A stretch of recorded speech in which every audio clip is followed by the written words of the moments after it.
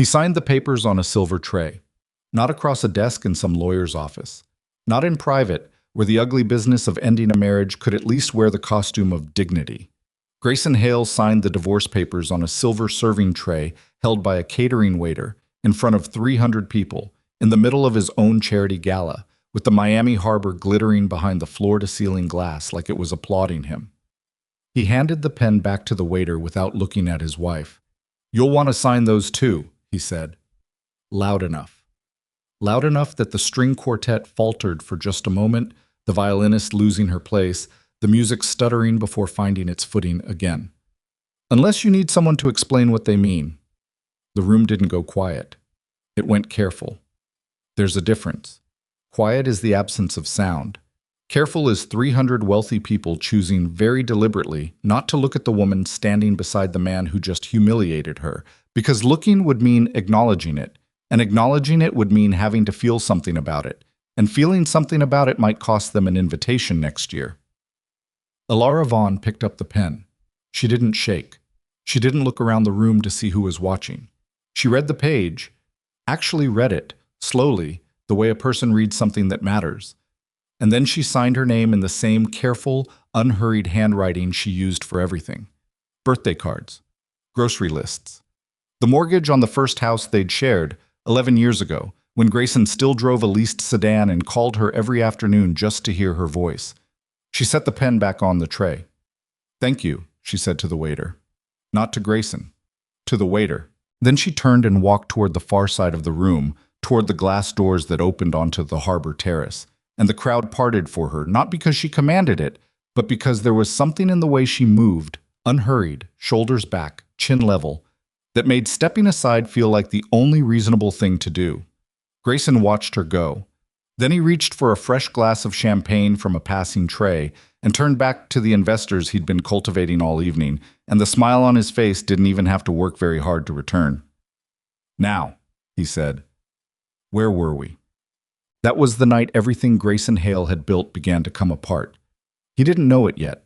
That's the thing about men like Grayson. The collapse is always already in motion long before they can feel the ground shifting. He would spend the next weeks replaying that moment, trying to locate the exact second when he lost control of the situation. And he would keep arriving at the wrong answer because the wrong answer was the only one his particular brand of pride would allow him to reach. He would decide it was the weather. He would decide it was the timing.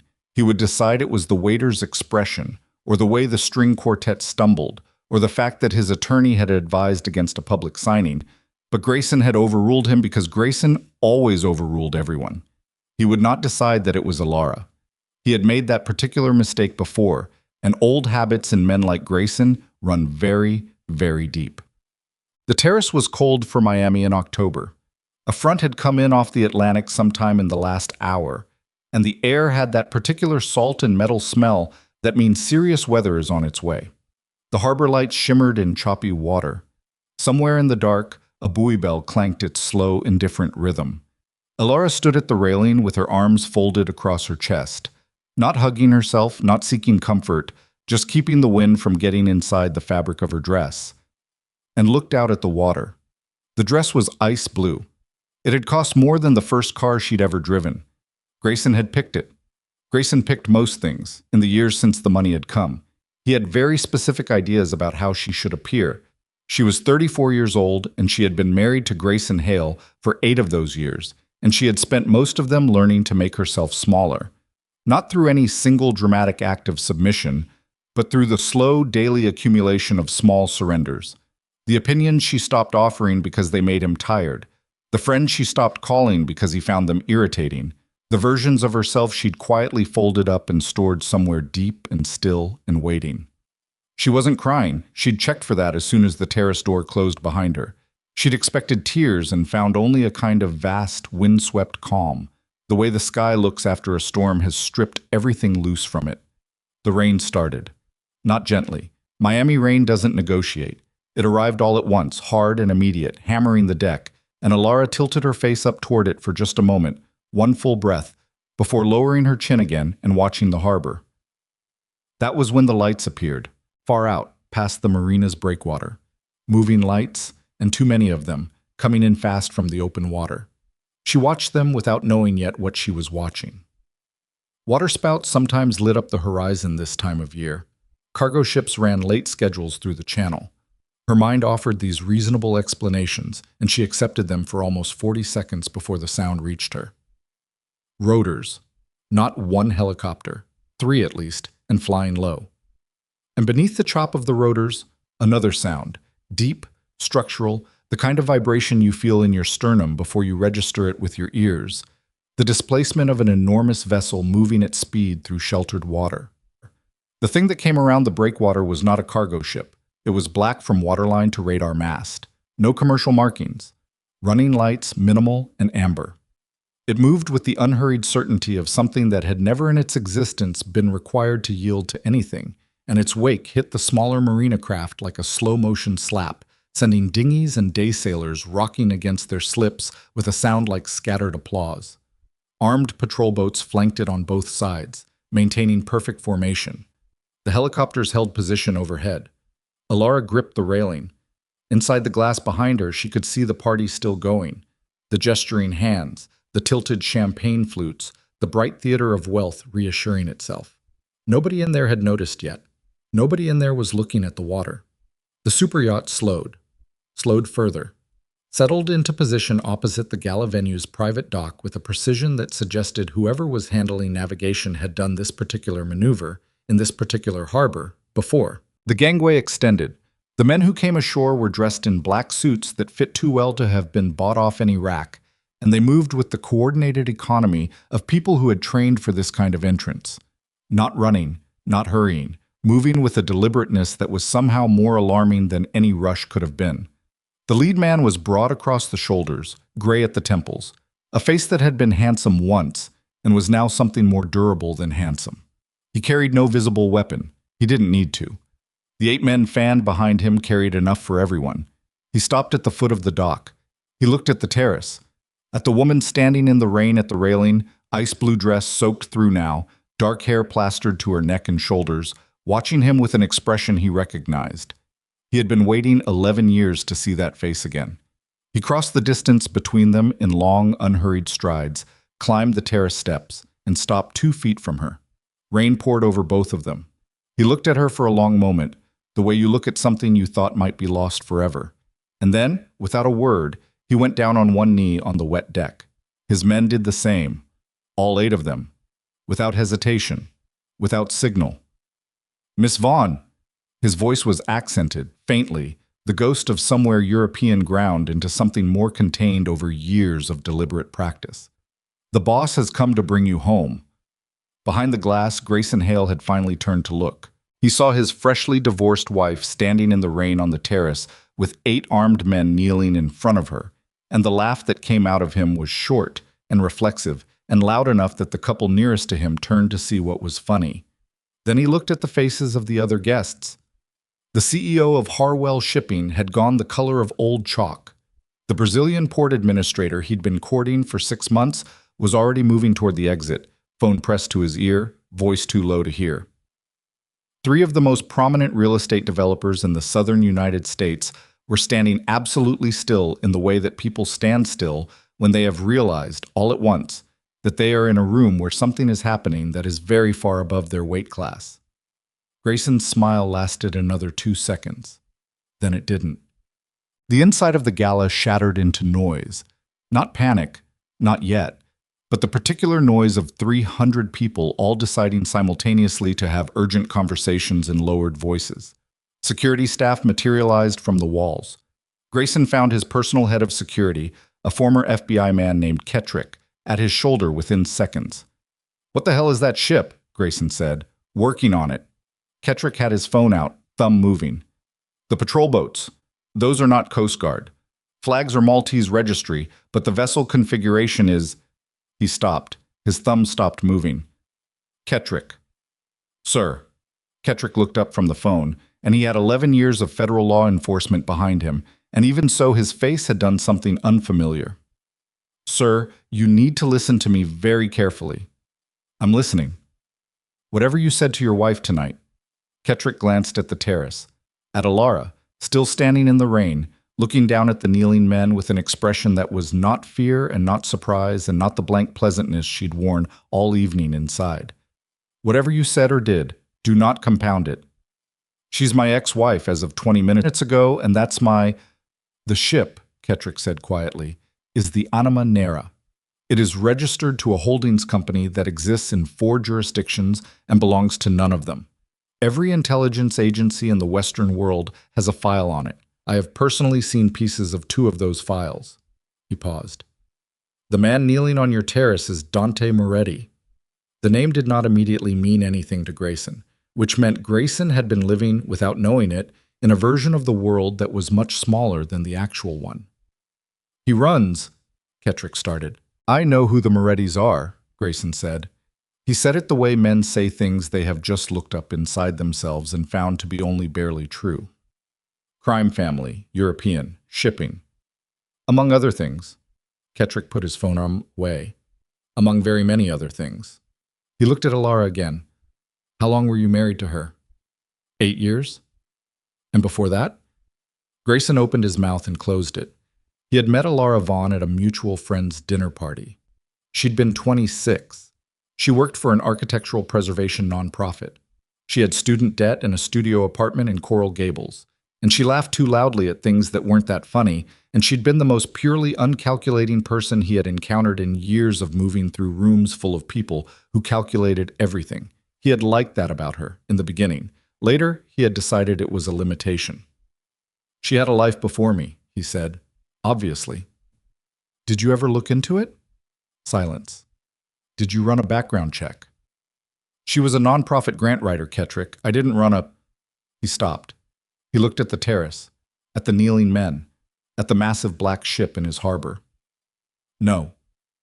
Kettrick's expression didn't change. That was somehow worse than if it had.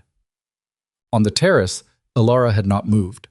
The man she knew was named Marco, though that wasn't the name he'd been born with, and the name she'd been born with wasn't Vaughn, and the life she'd spent 11 years believing she'd left behind was apparently not the kind of life you leave. So Marco was still kneeling. He had knelt in the rain for 4 full minutes, and he would kneel for another 4 if she required it. She knew that about him. She knew it the way she knew certain other things that she'd spent a very long time not examining too closely. The tactical geometry of a room, the weight of a person's stillness versus their restlessness. The specific quality of silence that means someone nearby is about to move. Stand up, she said. Marco, stand up. You're getting your suit wet. He rose. His men rose with him. She saw the fractional loosening of his shoulders as she used his name. How did you find me? She said. We always knew where you were. Then why? Because you were safe. He said it simply. And then 6 weeks ago, the situation changed. What changed? He looked past her, through the glass, into the party. Not at Grayson. At something she couldn't immediately locate. Then she traced his gaze and found it. A man she didn't recognize, standing near the bar, in a suit that fit differently from the other suits in the room. He was watching them through the glass with no pretense of doing anything else. Who is that? She said. Someone who has been watching you for the last 3 months. Marco's voice remained level. Someone the Volkov organization sent. The name landed in her chest like a dropped stone hitting still water. She had not heard that name in 11 years. She had worked very deliberately to never hear it again. Alara. Marco's voice was careful now. Careful in the specific way of someone delivering news they have been rehearsing. Your brother needs you. She turned and looked at him. Dante, she said. It was not a question. She had not said the name aloud in 11 years, and it felt strange in her mouth, the wrong size for the space she'd been giving it. He's here. He's been waiting on the boat. Marco glanced at the superyacht. He wanted me to come first. He wasn't sure. A pause. I wasn't sure how you'd receive him. 11 years, a city in the rain, a divorce signed on a silver tray by a man who had spent 8 years deciding she wasn't worth the space she occupied. And on a black ship in the harbor, a brother she hadn't seen since she was 3 years old was waiting to see if she'd come home. Alara looked back through the glass one more time. Grayson was watching her. He'd found a place near the center of the room where he could watch without appearing to watch. And his face was doing the thing it did when he encountered a situation his models couldn't account for. the jaw tight, the eyes slightly too still, the calculation running visibly behind the expression.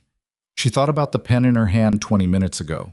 The way she'd read the divorce papers slowly, not because she needed to understand them, but because she'd needed one full minute of not being told what to do, of having something in front of her that required only her own attention and judgment before the door of this particular chapter closed. She turned back to Marco. "Let me get my coat," she said. He shook his head. "We have coats on the boat." She almost smiled. "Of course you do." She walked to the terrace steps, walked down to the dock. The rain was still coming hard, and the harbor water was black and restless beneath the yacht's running lights, and she moved through it without hurrying, without looking back, with the same steadiness she'd carried across the gala floor 20 minutes ago. The crowd on the terrace above, the ones who'd drifted out to see what was happening, watched her go. They would remember this for the rest of their lives. The woman in the soaked blue dress, walking down the dock through the rain toward the enormous black ship, 8 armed men opening a path for her, the helicopters holding position above like they were waiting for her specifically. Most of them had looked at Alara Vaughn for years and seen a pleasant, quiet woman who smiled at the right moments and didn't ask for much. None of them had been looking correctly. On the dock, just before the gangway, she stopped. Not because she was afraid, not because she was uncertain, because for just a moment she needed to feel the rain and the salt air and the solidity of the boards beneath her feet, this exact physical present, before stepping across the threshold into whatever the next version of her life was going to require. She breathed in, she breathed out. Then she walked up the gangway, and the night swallowed her whole. Inside the gala, Grayson Hale stood at the window and watched the gangway retract. The superyacht's running lights shifted. The engines, impossibly quiet for something that size, changed their note by a fraction of a tone, and the great black hull began to move. The patrol boats fell into formation. The helicopters banked east. Within 4 minutes, the ship was past the breakwater. Within 6, it was dark water. Kettrick was beside him. Sir, we need to talk about your financial holdings." "Not now." "Sir, we need to talk about them right now."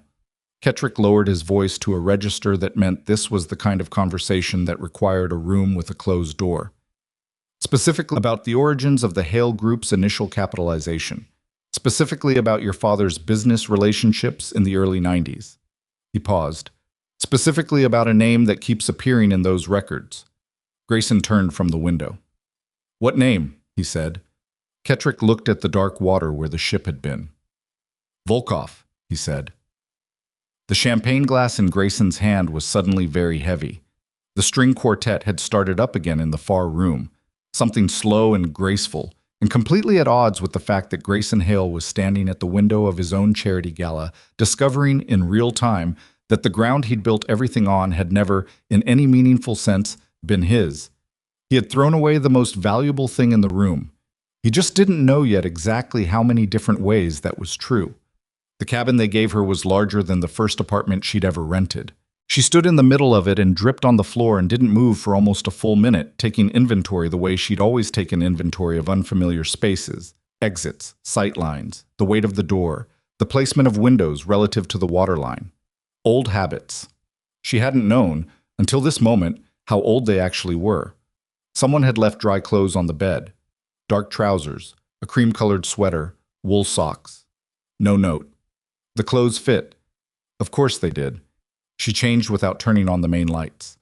The porthole gave her enough, harbor amber fading as the yacht moved out, replaced by the open Atlantic's particular darkness, which was not absence of light so much as light held at a great distance. She wrung the rain from her hair over the small bathroom sink, watching the water run clear, and looked at her own face in the mirror for longer than she meant to. 34 years old. The same eyes her mother had, according to the one photograph she'd been allowed to keep, back when she was still young enough that keeping it felt like holding something rather than mourning it. The same jaw. The same way of going very still when something frightening was happening nearby, which her foster mother in Coral Gables had called composure, and which Alara had eventually understood was something else entirely. She heard the knock and said, "Come in," before she'd consciously decided to. He was taller than she'd expected. She didn't know what she'd expected. Some internal picture assembled from fragments, from secondhand descriptions, From the single memory she wasn't sure was real, a boy's hand, larger than hers, in a dark room, holding on. Dante Moretti was 41 years old, broad through the chest, dark-haired with the first gray arriving at his temples in the same pattern their father had apparently worn it. She knew that from photographs. She'd looked over the years. She'd looked and then put the looking away in the same drawer where she kept everything else she wasn't supposed to have. He stopped in the doorway. He looked at her the way Marco had looked at her on the dock. That same quality of recognition mixed with something rawer, something that hadn't had time to arrange itself into composure. "You're taller than I thought," he said. "You're grayer," she said. A beat. Then something moved across his face that wasn't quite a smile but was in the neighborhood. He stepped into the cabin and left the door open, which she noticed and appreciated. The open door was a choice, a signal. We are not having the kind of conversation that requires a closed room. "Sit down," she said. "You're making the ceiling look low." He sat in the chair by the porthole.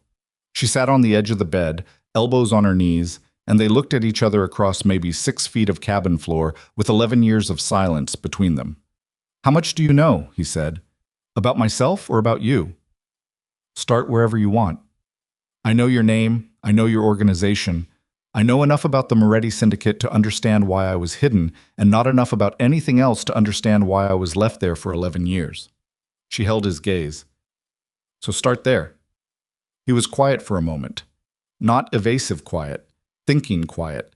The kind that meant he was choosing precision over speed. "When our father was killed," he said, "I was 17. You were 3. The people who came for him came for the whole family. We lost 6 people that night. 2 of them were in the room with you." He paused. "Marco got you out. There was a plan. There's always a plan when you live the way our father lived. But the plan was for a different scenario. The plan was for both children to go together. What happened instead was Marco got you through the East Corridor and lost contact with everyone else, and he made a decision. He ran with me. He ran with you. He got you to Miami because Miami was the contingency city and he knew people there. He set up the Vaughn identity, placed you with a family, and spent the next 3 years making sure anyone looking would find nothing." He leaned forward, forearms on his knees. "You have to understand what we didn't know for almost 2 years that you were alive. Marco went dark to protect you. By the time he made contact, I was in the middle of the worst period the Moretti organization had ever survived, and the only way you stayed safe was if you stayed unknown. So you left me there." "Yes." The word landed clean. No cushioning, no qualification. She gave him points for that. "You left me there," she said again, "for 11 years. I monitored you, every year, every address, every school, every... That's not the same thing." "No." His jaw tightened. "It isn't." She stood up. Not from agitation, she needed to move, needed the physical action of movement to process what was happening in her chest, which was not grief exactly, and not anger exactly, but something composite and unwieldy that she didn't have vocabulary for yet. She went to the porthole and looked at the black water. "The Volkov family," she said. "Yes. They killed our father. With help from inside, we never identified everyone involved." A pause. "Until recently." She turned. "What happened recently?" "Someone talked." His voice dropped a register. "One of the men who survived that night. He's old now, and sick, and apparently decided he'd rather die clean than die carrying it. He gave us a name." "Whose name?" Dante stood. He was across the cabin in 3 steps, and he lowered his voice even though they were alone and at sea, which told her the name was the kind that required that precaution even in empty rooms. "Cabretti," he said. "Luca Cabretti." She didn't know the name, but she watched his face when he said it, and she saw what it cost him, and she understood it was someone close. "He's yours," she said. "He's one of yours." "He's been my second in command for 6 years." The silence that followed was the kind that has weight and texture. Outside, the engines changed tone again, deeper, settling into open water cruise, and the yacht steadied beneath them. "He doesn't know you know," she said. "No. And he doesn't know I'm here. He will. I can't keep this quiet for long. Too many people on board, too many who'll talk." Dante moved to the porthole beside her, looking out at nothing. "When he finds out, he'll move. And when he moves, The Volkov connection goes active. How long do we have? Hours, maybe. Not days. Alara looked at her own hands. They were steady. She noticed that, as information, the way she'd been noticing things as information all evening, cataloging, assessing, building a picture of the situation the way you build a picture of an unfamiliar room in the dark. You said you needed me, she said. Marco said you needed me. I'm here. What does that actually mean? What is it you think I can do? Dante looked at her. The Moretti succession has specific requirements. Our grandfather established them. Blood recognition, formal ceremony, witnessed by the council. He paused. Without you, the succession line is contested. I have no heir. 3 of my captains are circling that fact already. The Volkov family knows it, which is why they sent someone to watch you. If they can reach you before the recognition ceremony, the Moretti leadership fractures. Another pause. With you recognized, the line is secure. The Volkov leverage disappears. And Cabretti loses his argument. His whole position is that the syndicate needs to consolidate under a single authority. If you're recognized, there's nothing to consolidate. She walked to the door, looked at the corridor, clean, quiet, dim, 2 men stationed at the far end, not looking at her but positioned so they'd see everything. She looked back at Dante. I need to know who's loyal, she said. Not who you trust, who's loyal. There's a difference. Something shifted in his face. Recognition, maybe. The same recognition Marco had shown on the dock, but deeper. Marco, he said. 4 others. I'll give you names. Tonight. Tonight. She nodded once. Then let's start. 3 decks up, in the ship's communications center, a man named Cabretti was already starting. Luca Cabretti was 53 years old, built like someone who had once been very strong and had stayed strong by the particular discipline of not allowing himself to become anything else. His hair was silver and cut close. His face assembled from a series of decisions, the way faces are, after a certain age, the map of everything you've chosen and everything that's been done to you. He sat in front of a dark screen with a phone pressed to his ear and listened without speaking for almost 90 seconds. She's here, he said. A pause. The voice on the other end. Yes, on board. Another pause. I know that's not... He stopped. Listen to me. She's been outside for 11 years. She doesn't know the council. She doesn't know the protocols. Whatever Dante thinks he's going to accomplish with this recognition ceremony... He stopped again, listening. His jaw worked. That is a very large ask. The voice said something. Cabretti's expression didn't change, but something behind his eyes went quiet in the way things go quiet when a decision is being made. How long? He said. Another pause. Miami? He looked at the dark screen. On it, a map of the eastern seaboard. That's too close. The voice said something else. Fine, Cabretti said. Fine. But if Dante moves the ceremony up... He stopped. I know. I'll handle it. He ended the call and sat for a moment in the blue light of the screens, completely motionless.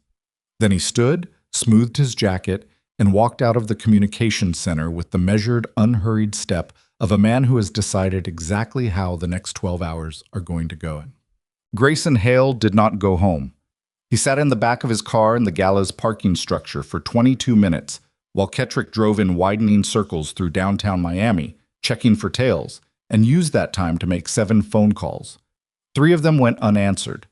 2 of the people who answered hung up within 60 seconds, which told Grayson something about the quality of his alliances now that the evening's events were presumably spreading through the financial networks. The 7th call picked up on the 4th ring. It's late, said the man on the other end. His name was Florian, and he was the kind of lawyer who didn't appear in public directories. And you sound like someone who just touched an electric fence. I need records, Grayson said. My father's. Original capitalization documents for the Hale Group, 1988 to 1994. A pause. Those records are archived. Then unarchive them. Grayson. Florian's voice was careful. Why? Because I need to know something. What you're describing, if those records show what I think they might show, you understand that knowing is not a neutral act. Knowing creates a legal posture. Knowing creates Florian. Grayson's voice cracked slightly on the second syllable. He steadied it. Someone told me tonight that my father had a relationship with the Volkov family in the early 90s. I need to know if that's true. Silence on the other end, longer than was comfortable. I'll call you back, Florian said, and was gone. Grayson put the phone on the seat and looked out the window at the parking structure's concrete pillars, each one lit by a sodium lamp that made everything it touched look slightly ill. Kettrick was navigating the exit ramp, glancing in the rear view with the professional frequency of someone trained to watch without appearing to. Where to? Kettrick said. Office, Grayson said. Then, no, not the office. He thought. Take me to the storage facility in Doral. The personal unit? The one my father set up, the one I never emptied. Kettrick absorbed this without comment, which was one of the things Grayson paid him for, and turned south on the expressway. Grayson looked at his reflection in the rain-streaked window. He tried to locate some version of the evening that made sense, tried to find the angle from which tonight was just an embarrassing incident, a strange disruption, something that could be contained and managed and absorbed into the narrative of Grayson Hale as a man in control of his circumstances. He couldn't find it. The thing that kept coming back to him, the image he couldn't argue himself out of, was Alara's face when she looked at the kneeling men. Not surprise. Not fear. Not the blank pleasantness she wore like armor at every gala and dinner and investor presentation where he'd decided her presence added the right note of approachable humanity to his brand. She had looked at those men with the expression of someone receiving news they had been waiting for, like someone who had known, somewhere in themselves, that this moment was always coming. On the Anna Manera, 4 hours out of Miami, Elara was in the ship's library. It wasn't a library in any conventional sense. A narrow room lined with built-in shelves, navigational charts alongside history, some fiction, a lot of philosophy, the particular collection of a person who reads seriously and without any program except their own curiosity. She'd found it at 2 a.m. when she couldn't sleep, following a corridor she hadn't been shown, guided by some spatial instinct that told her this ship had been arranged by someone who thought about space the way she thought about space. She was reading a file. Marco had brought her 4 of them. Slim folders, physical paper, which told her Dante kept his most sensitive material off any network. Names, histories, loyalty assessments, written in a terse shorthand she'd needed 10 minutes to parse. She read them the way she read everything important, front to back once, fast, to get the shape of it, then back to the beginning slowly, building a 3-dimensional picture. Marco sat across from her with coffee he'd brought from the galley, watching her read without speaking, which she appreciated. Cabretti's file isn't here, she said. Dante keeps that one himself. I need to see it. I know. I'll work on that. She turned a page. How long has Dante known about Cabretti? 6 weeks, since the informant talked. And in 6 weeks he hasn't moved against him. The council, Marco said. Cabretti has relationships with 4 council members. Moving against him without evidence that survives a council review risks a fracture. He drank his coffee. And Dante needed you here first. He needed the succession line closed before anything else moves. He needed me as a political tool, she said, not bitterly, as a fact. He needed you alive, Marco said, first and above everything else. What comes after that is strategy. She looked up from the file. You've been protecting me for 11 years. Yes. You watched me marry Grayson Hale. Something flickered across Marco's face. We had concerns, but you didn't intervene. You were safe. You were living a life. It wasn't... He stopped, set the coffee down with great deliberateness. It was not my place to make your choices for you, even the ones that were mistakes, she said. I was going to say difficult. They were mistakes. She said it evenly. He was a mistake I made because I was lonely and I thought ordinary was safe, and I had spent so long pretending to be someone else that I forgot to figure out who I actually was. She went back to the file. I'm not interested in being protected from my own decisions, Marco, retrospectively or otherwise. He looked at her for a long moment. Your father said something like that, he said, almost word for word. She didn't answer, but her hand on the page stilled for a moment, and she allowed herself that, just a moment of not being composed about it, before she turned the page and kept reading. At 4 a.m, it was a different junior communications officer who noticed the anomaly. He was 23 years old and 6 months into his posting, and he was very nearly asleep at his station when the signal pattern on the passive monitoring screen changed in a way the training had told him to flag immediately. He flagged it. He called his supervisor. His supervisor looked at the screen and went very still and picked up the internal phone. "Get Mr. Moretti," the supervisor said. "Now." 4 minutes later, Dante was in the communications center in a shirt he'd thrown on over sweatpants, his hair doing what hair does at 4 in the morning, and he was looking at the screen with the expression of someone whose worst expectation has just been confirmed. "How many?" he said. "2 signatures. Maybe 3. It's hard to isolate." "Distance." 40 nautical miles, closing. They're running dark.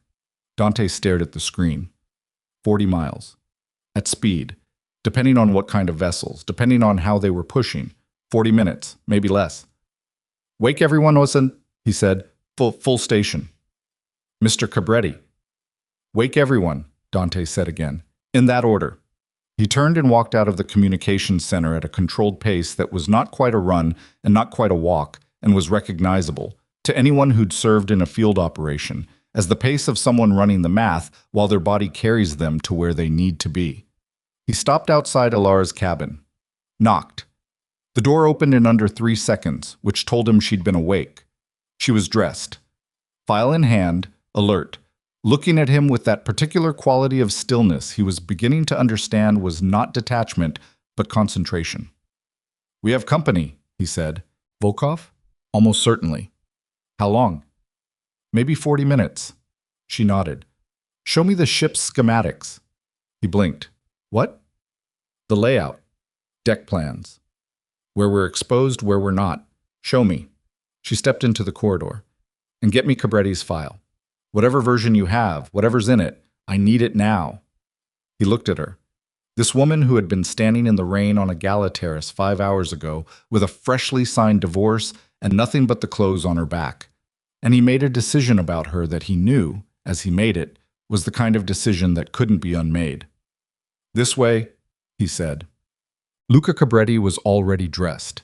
He'd been dressed for an hour. Suit pressed, shoes polished, the same meticulous preparation he brought to every significant morning. He sat in his cabin with his phone in his hand and read the alert that came through at 4:17 with an expression of mild professional interest, as though someone had sent him a scheduling update. He typed a reply. Short. 3 words. Ahead of schedule. Then he pocketed the phone, stood, and smoothed his jacket, and went to find out exactly how Dante intended to handle the next 40 minutes.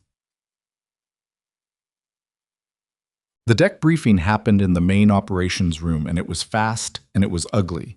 8 men around a table, Dante at the head, Marco at his right, Cabretti 3 seats down with that polished attentiveness that Alara, standing to one side, slightly back, watching, recognized immediately for what it was. She'd seen that face across boardroom tables, the face of someone who already knows the outcome and is performing investment in the process. She said nothing. She watched. Dante laid out the contact pattern. 2 vessels, possibly 3, closing from the southwest. Engagement options: run, evade, or hold position and receive. Running gave them time, but put them in open water with unknown pursuers and a limited defensive posture. Holding was a gamble on who arrived first, their own backup or whoever was closing from the southwest. "We should run," Cabretti said. His voice was calm, authoritative, the voice of someone who has run operations for 20 years and knows how to sound like the most experienced person in the room. "Push north, Bahamas territorial waters within 90 minutes at full speed, complicates any aggressive action." 3 of the other men nodded. Marco looked at the table. Alara looked at Cabretti. He felt her looking. He turned, and for a fraction of a second, something passed between them. Not recognition, not familiarity. Something more uncomfortable than either. The specific awareness of 2 people who understand each other's function in a room, even without introduction. "What are the contact vessel's speed signatures?" she said. Everyone looked at her. Cabretti's eyes narrowed fractionally. "Based on the closing rate," she continued, speaking to the communications officer, not to Cabretti. "What's the estimate?" The officer checked his tablet. 40 plus knots, both of them. Fast interceptors, she said, which means running north doesn't gain us anything. They match our speed and they have more range in that configuration. She looked at the chart on the table. What's our depth here? 200 meters, give or take. She traced a line on the chart with one finger. This channel, between these two shoal formations. They can't follow us through there at that speed. The draft's too shallow. We don't run north. We run shallow, and we make them choose between speed and safety. The room was quiet for a beat. She's right, Marco said. Cabretti's jaw moved. She's been on this ship for 5 hours. She's right, Marco said again, simply, and looked at Dante. Dante looked at Alara. She was still looking at the chart, fingers still on the channel route, and she wasn't performing confidence. She was just right, and she knew she was right, and she was waiting for someone to authorize the right answer so they could stop losing time. Navigation, Dante said. The channel approach she's describing. How fast can we plot it? 8 minutes. Plot it. Cabretti leaned back in his chair. His expression was neutral, professional, arranged. His phone was in his jacket pocket, and it had not vibrated, and it would not vibrate, because the people sending the 2 fast interceptors from the southwest were the same people who had just received his 3-word reply, and they were professionals, and they did not make mistakes like sending notifications when a signal had already been received. He looked at Alara one more time. She was already looking somewhere else, already thinking 3 steps ahead, already building the next picture, and she did not look back at him. Cabretti understood, in that moment, with the cold clarity that comes from decades of reading rooms correctly, that the woman Dante had brought aboard was not what he had expected. He'd expected a civilian, a symbol, a bloodline, in a blue dress. What he was looking at was something that had been sleeping for 11 years and was now very much awake. He picked up his coffee and drank it and did not let his face change.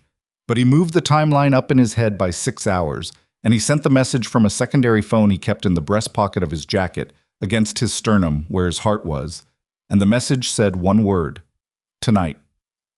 The channel run took 11 minutes. 11 minutes of the Animanera pushing through water so shallow the sonar was reading bottom formations in real time. The navigation officer calling out depth margins in a voice kept deliberately flat. The numbers close enough that 2 of the younger crew members were gripping their stations with both hands and not pretending otherwise. Alara stood at the starboard observation window and watched the darkness and counted her own heartbeats, which was a technique she had developed at some point in her life without knowing she was developing it, without knowing why she'd need it. The way you develop a lot of things when your body understands something your conscious mind hasn't been told yet. The interceptors didn't follow. One of them tried, pushed to the channel entrance, got a depth reading, pulled back hard enough that its wake was visible on radar as a curving retreat. The other held position outside the shoals, circling slow, and then both signatures began moving south. "They're withdrawing," the navigation officer said. Nobody cheered. The room let out a collective breath that wasn't celebration. It was the sound of people who understood they had bought time, not safety. Time and safety were different currencies on a ship with a trader on board. Dante stood at the chart table and looked at the plot they'd just run and didn't say anything for almost 30 seconds. "Good call," he said finally. He wasn't looking at Cabretti when he said it. Cabretti's response was immediate and smooth. Unconventional, but it worked. He glanced at Alara with the expression of a man crediting an unexpected asset. Quick thinking under pressure. Alara looked at him directly. "Thank you, Luca."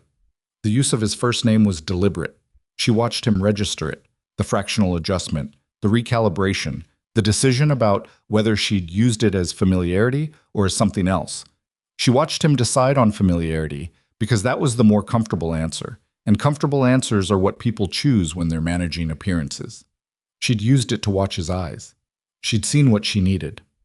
Dante pulled her into the corridor outside the operations room while the crew dispersed to station. "You need to tell me what you saw in there," he said quietly. "Not a request. Give me his file first." "Alara, the file. Then I'll tell you what I saw." He looked at her for a beat. Then he went to the safe in his own cabin. She waited outside, which was its own kind of message. "I'm not asking to see everything, just this," and came back with a folder thicker than the others, worn at the edges. The kind of folder that had been opened and closed many times over many years. She took it. stood in the corridor under the dim running lights, and read the first 3 pages while he watched her. She stopped on page 4. "This name," she said. She pointed without handing him the page, keeping the document oriented toward herself. "Renata Cabretti." "His mother." "Deceased." "Yes." "He was raised—" Dante stopped. Something shifted in his face. "He was raised by our father. After his mother died, he grew up in the Moretti household." A pause, and in that pause she could see him arriving somewhere he hadn't fully visited before. "He grew up alongside me." "He's your half-brother, she said. The corridor was very quiet. "His mother and your father," she said, keeping her voice even, keeping the clinical distance of someone stating facts rather than detonating them. "The dates match. The timing of when your father brought him into the household, the age gap, the way the file describes his status as, it says ward here, but the financial arrangements described in the footnotes are inheritance track, not employment. He was positioned as—" "Stop," Dante said. She stopped. He put one hand flat against the corridor wall, not for support, for something to press against, something solid and external to push the knowledge into. His jaw was tight enough that she could see the muscle working. He breathed through his nose twice, and the second breath was steadier than the first. And when he looked up again, his eyes were the eyes of a man who has just had the architecture of his life redrawn without his consent. "He knows," Dante said. "He's always known," she said.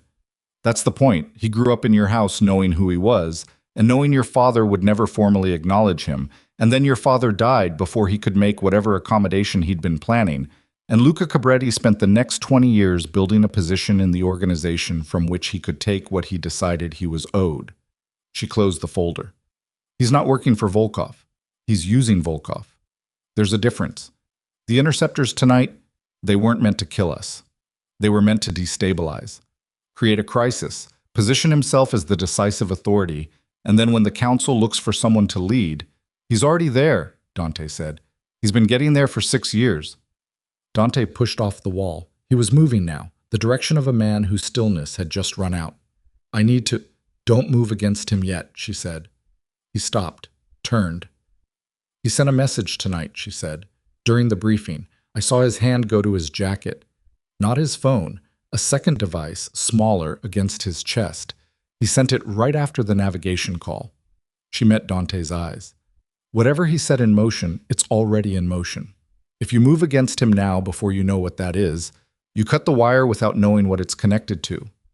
"Then what?" Dante said.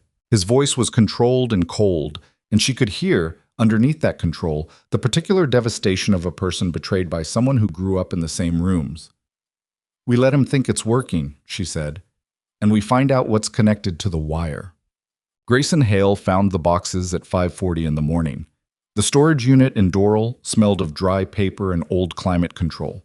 The specific institutional smell of documents preserved, past their useful life by someone who understood that certain things should be kept but not necessarily looked at. His father had rented the unit in 1991 and paid for it through an attorney's holding account, which meant the payments had continued automatically for 33 years after his father's death, without anyone at the Hale Group ever looking directly at what they were paying for. There were 11 boxes. Grayson opened the third one because it was labeled with a year, 1989. And 1989 was the year the Hale Group's seed capital had materialized, seemingly from nothing, in the account of a newly formed Florida LLC that would eventually become the foundation of everything Grayson had built.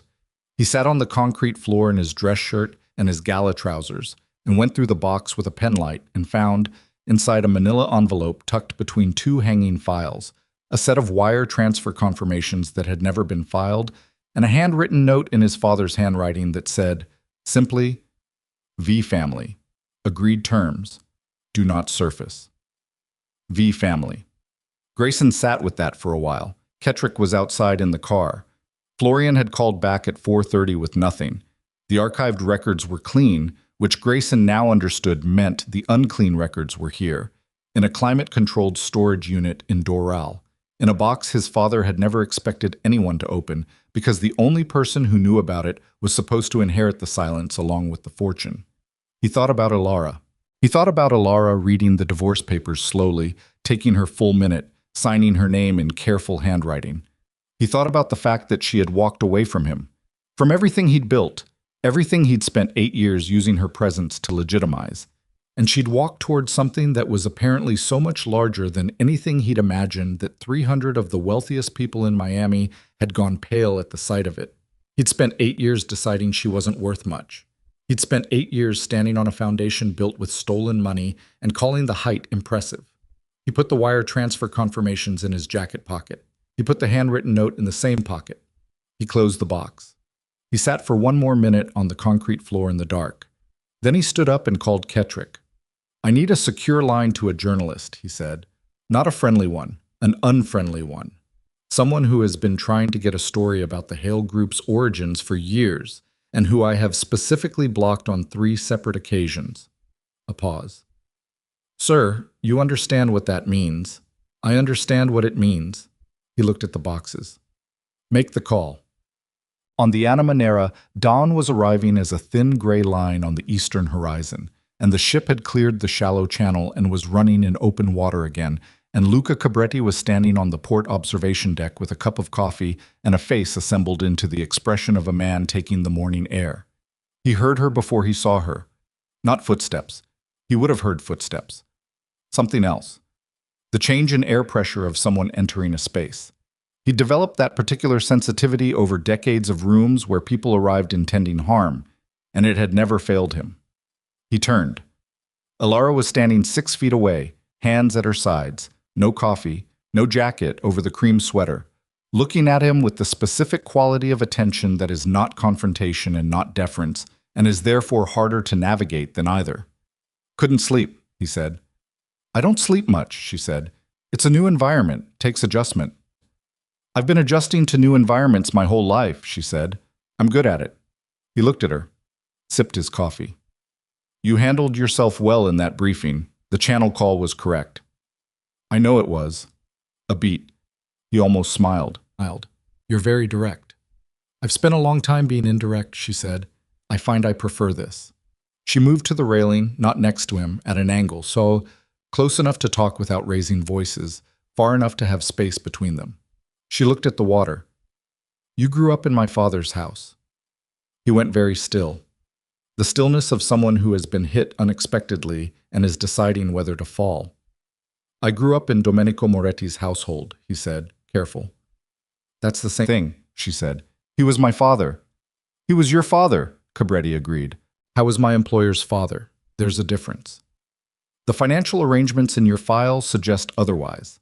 He set the coffee cup on the railing with a precision that was its own kind of violence. The controlled placement of an object by someone who wants to put their hands somewhere safe. "You've been reading my file." Dante showed me what he had. It wasn't complete. She turned and looked at him directly. "I think you have the parts he's missing." "You're not what I expected," he said. And it came out differently from how he meant it. Not as flattery, as something rawer than that. Something that lived between acknowledgement and warning. "What did you expect?" "A symbol, a bloodline in a dress." He looked at her. "Something to point to." "I know." She held his gaze. "That's what Dante told me you'd need, something to point to so the council stays stable while you make your move." She let that sit for exactly 2 seconds. "How long have you been planning it?" The silence was different now. The quality of it had changed. The way silence changes when 2 people stop pretending the conversation is about something other than what it's about. "I have always served this organization," he started. "Don't." Her voice was quiet and flat and left no room. "We're past that. You know I know, and you know Dante knows, and whatever you sent from that secondary phone an hour ago is already in play. So let's not." She put her forearms on the railing, looked at the gray water. "Tell me what you actually want." He looked at her profile, the stillness of her, the complete absence of performance. "Recognition," he said, finally, quietly. "What should have been acknowledged 20 years ago? By Dante. By the organization, by the council." His voice had a quality she hadn't heard from him yet, something under the polish, old and compound. "I spent my life building this organization's future. I bled for it. I buried people for it. And Dante will stand in front of the council next week and present a woman who has been living in Miami doing nonprofit work for a decade as the legitimate successor. And the council will accept it because of blood, because of bloodline, because that's the only currency this family has ever actually honored. He stopped. His jaw worked. I was in that house. I sat at that table. And I was never... He stopped again. The horizon was getting lighter. He was your father too, she said. Not gently, plainly. Cabretti didn't answer. He didn't acknowledge it, she said. And you've been paying for that your whole life. And somewhere along the way you decided the only way to stop paying was to take what you thought you were owed. She turned to look at him. I understand that. I understand it in a way Dante probably can't. I spent 11 years being someone I wasn't supposed to be, living a life that wasn't supposed to be mine, waiting for something I didn't have a name for. She paused. But Luca, the people you called from the Southwest, they're not your allies, they're Volkov. And Volkov doesn't care what you inherit, they care that the Moretti line ends. When they're done using you, you won't be inheriting anything. He looked at her. For a moment, one unguarded moment that a less attentive person would have missed, something in his face cracked open. The specific grief of a person who has been told a true thing they've been refusing to know. Then it closed. You're very good, he said. His voice was back to polished, back to controlled. Your father would have been proud. Don't, she said. He picked up his coffee. The ceremony is tomorrow, or it was. He looked at the horizon. You should know. I'm not the only variable in play. There are things set in motion that I can't stop at this point, even if I chose to. What things? She said. He looked at her one more time. The expression on his face was complex in a way she didn't fully have the context to read. Regret lived in it, and stubbornness, and a kind of farewell that frightened her more than open hostility would have. Get off the deck, he said quietly. Go inside. Find your brother. Luca. Go inside, Elara. He said her name for the first time. Now. She was back inside and moving toward Dante's cabin when the first explosion hit. It came from below.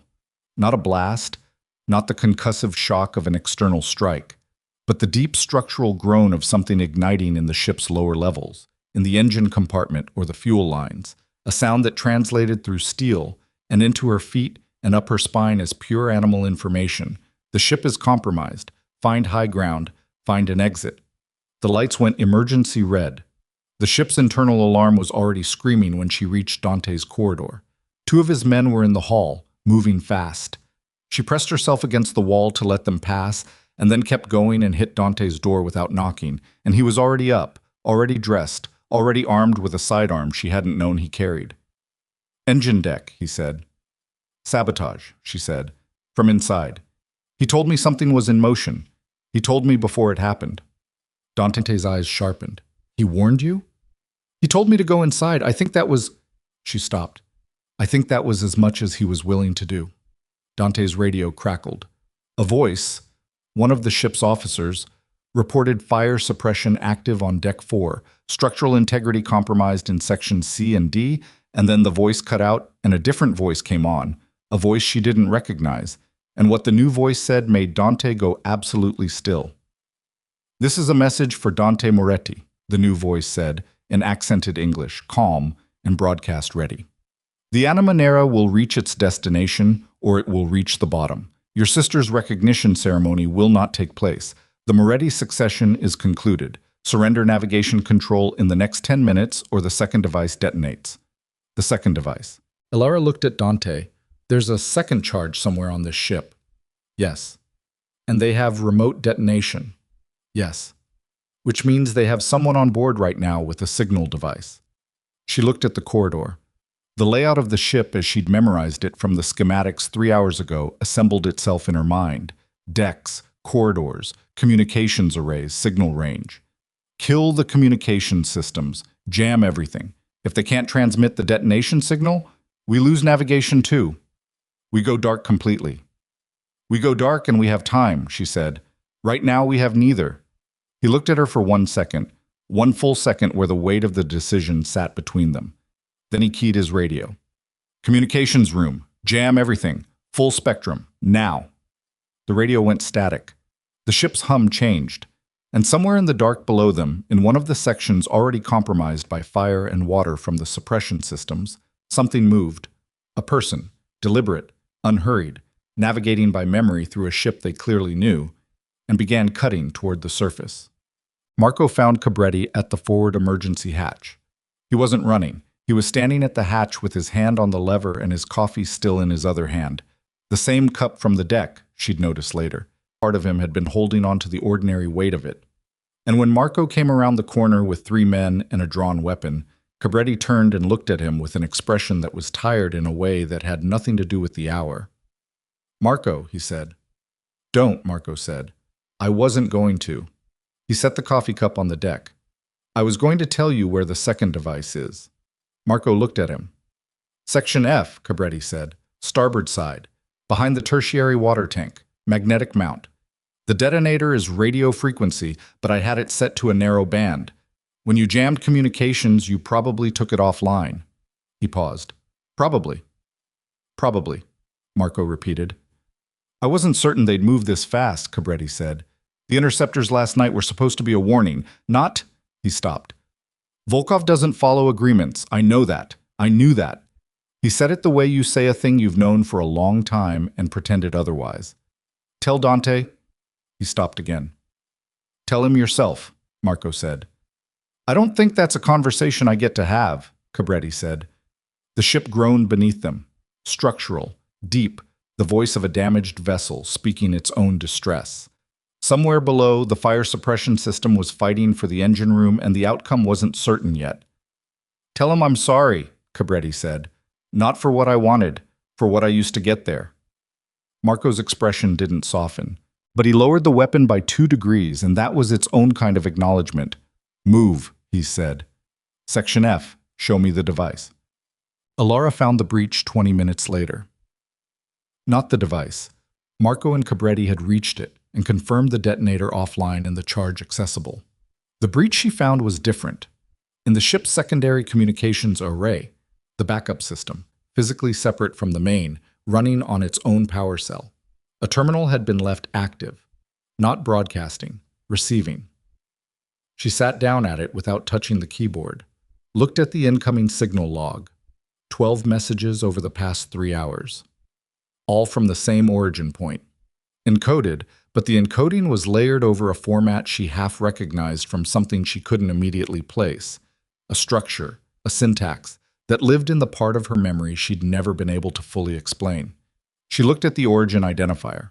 The designation was a series of numbers and letters that meant nothing to her at first pass.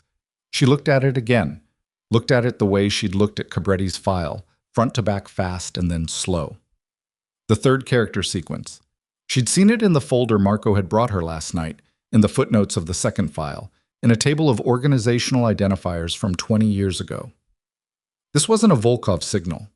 The origin point was a Moretti internal designation, old, inactive, from before her father's death. Someone had been using a dead organizational channel to run communications through the Volkov network. Using a channel that would read as Volkov interference to anyone who didn't know the original Moretti encoding structure. Someone who had access to files from before her father's death. Someone who had grown up in the Moretti household. She sat back in the chair and understood what she was looking at, and the understanding arrived not with shock, but with the particular cold clarity of a thing that has always been true, making itself visible at last. Cabretti hadn't been running the Volkov operation. He'd been running in Simbridet. A layer deeper, using Volkov as a screen, letting them believe they were using him while he channeled information and resources through them toward something else entirely. The question was what the something else was.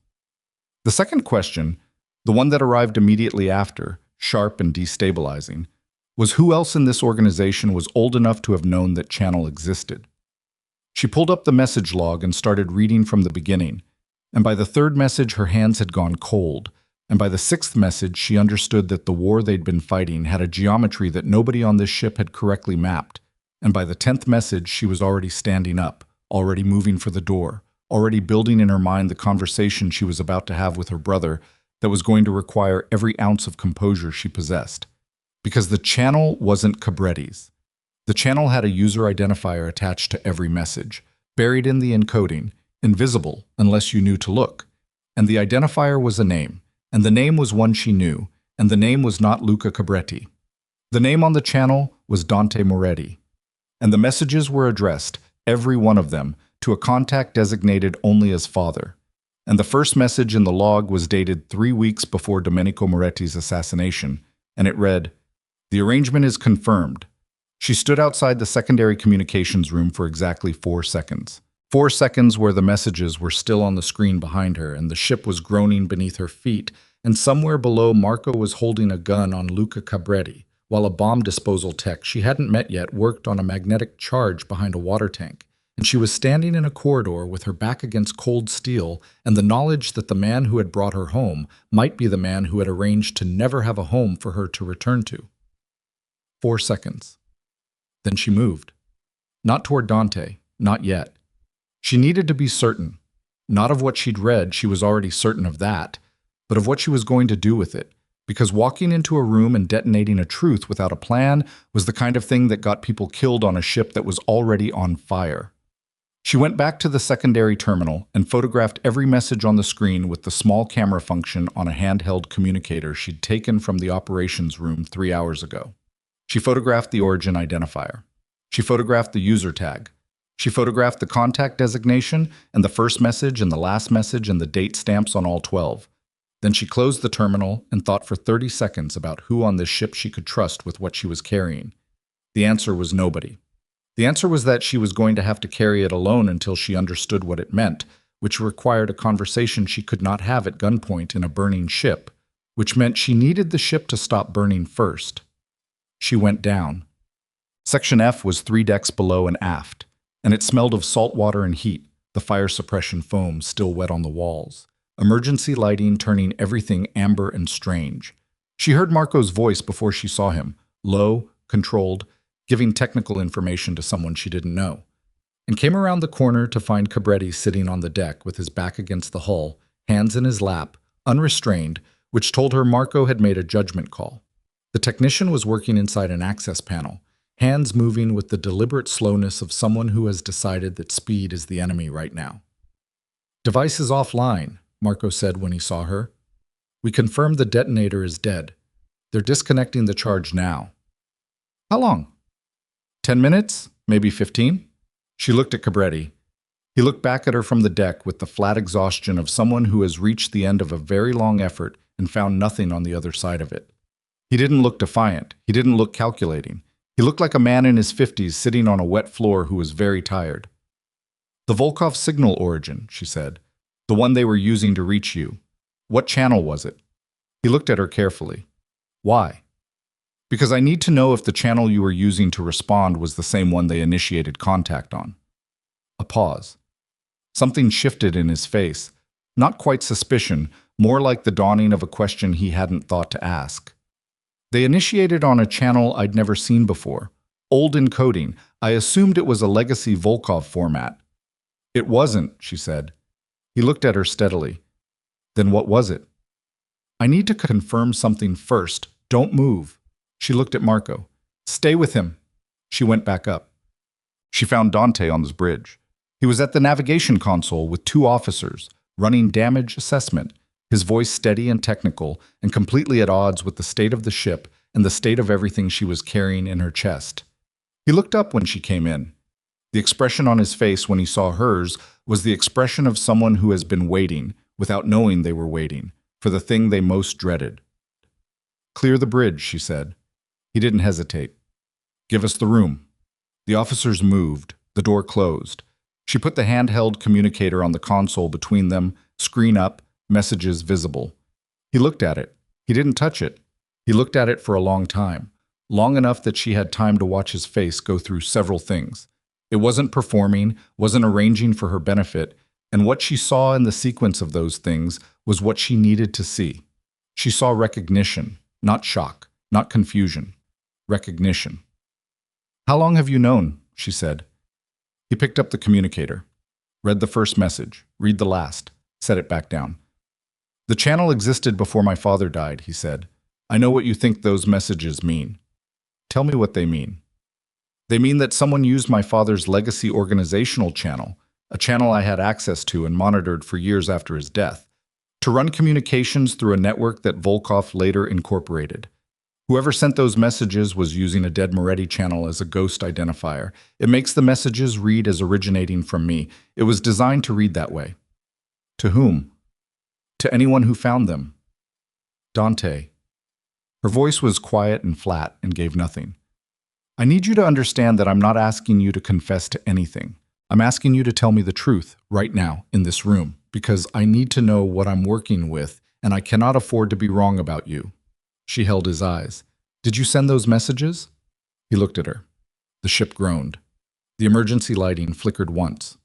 No, he said. Do you know who did? A pause. The pause was different from the silence of deception. She'd learned deception silences across 8 years of marriage to a man who practiced them like a craft. This was the pause of someone deciding whether to carry something alone or put it down. I have a theory, he said. Tell me. Not yet. He picked up the communicator and pocketed it. When we're not on fire. She almost said something, stopped herself. There was something in his face that wasn't evasion.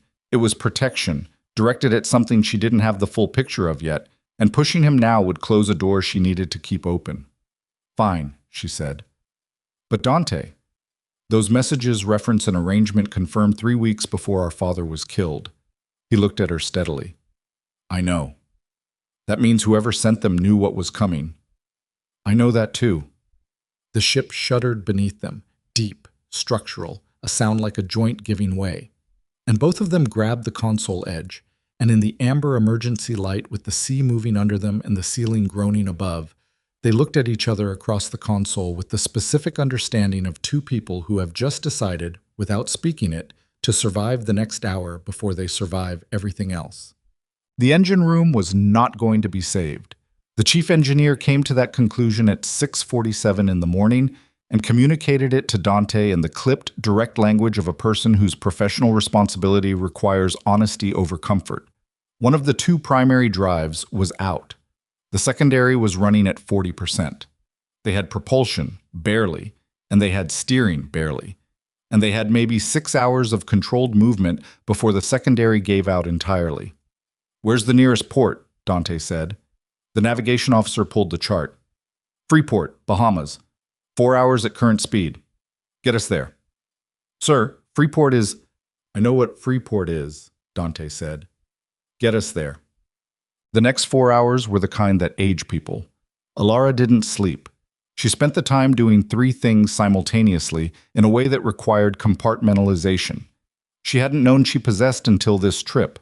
Managing the situation on board, which meant moving between the bridge and Section F and the makeshift medical station where 2 crew members were being treated for burns from the initial explosion.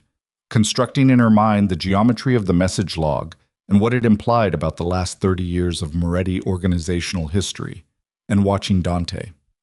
Watching him the way she watched everything important, quietly, from angles that didn't appear to be watching, building a picture from fragments. What she saw was a man under extraordinary pressure who was also carrying something privately, some additional weight that he hadn't put down since she'd shown him those messages. She saw it in the way he paused before speaking to certain people, a half-second extra, a micro-assessment. She saw it in the way he looked at his phone twice and both times decided against making a call. He was protecting someone. She didn't know who yet. At 9:40 in the morning, Freeport appeared on the horizon, and at the same time her borrowed communicator buzzed with a message from a number she didn't recognize, routed through the ship's restored partial communications system. And the message was 3 words. It said, "Check Cabretti's coat." She stared at the message. Then she went down to Section F. Cabretti was where she'd left him, off the floor now, sitting on an equipment crate, drinking water that someone had brought him. The device had been fully removed and secured. Marco was still present, still watchful, but the energy in the room had shifted from operational emergency to something more like a waiting room. "I need your coat," she said. Cabretti looked at her. Then he stood, slowly, the way people his age move after sitting on hard surfaces, shrugged the jacket off, and held it out. She went through the pockets systematically. Exterior pockets? Nothing. Interior breast pocket. The secondary phone? Already found. Interior document pocket. Her fingers touched paper, folded, thick, the kind of paper that has been folded and unfolded many times. She pulled it out, unfolded it. It was a letter, handwritten. The paper was old, cream-colored, slightly brittle at the folds, but the ink was not old. The ink was recent, weeks old at most. She read it. It took her 4 minutes, which was fast for what it contained. She read it twice. The second time her hands were not steady, but they held. The letter was from Domenico Moretti, not from 30 years ago, from 8 weeks ago. She looked up at Cabretti. "He's alive," she said. Cabretti looked at her with the tiredness of someone who has been carrying a truth for a very long time. "Yes. My father is alive." "Yes." "The assassination was staged by him, with help." He sat back down on the crate. "I've known for 6 years. I found out by accident. I was running a financial audit of legacy holdings, and I found a payment structure that shouldn't have existed, traced it to a source that shouldn't have been active, and followed it until it stopped being abstract." He looked at his hands. "He's been living outside organizational reach for 30 years. Different name, different country. He made arrangements before he disappeared. For the organization, for you, for Dante. And then he walked away from all of it." "Why?" she said. "Why would he—" "Read the second page," Cabretti said. She hadn't seen the second page. She turned the letter over. The second page was shorter, 12 lines. But the 12 lines described, in Domenico Moretti's own handwriting, an arrangement made in 1990 with the Volkov family, a deal that was supposed to protect the Moretti organization by establishing a mutually beneficial financial corridor. A deal that had gone catastrophically wrong, that had cost lives, that had put his children in danger, and that Domenico had concluded could only be resolved one way, by removing himself from the equation entirely, because the Volkov agreement had been tied to him personally, and his death, or the appearance of it, would trigger a succession crisis that would force the Volkov family to renegotiate with new leadership rather than continue pressing an advantage they'd built over years of personal leverage. He had killed himself as a strategy. He had hidden his daughter and disappeared and let his son spend 30 years grieving him and building an empire on the ruins he'd left, and it had been a calculation.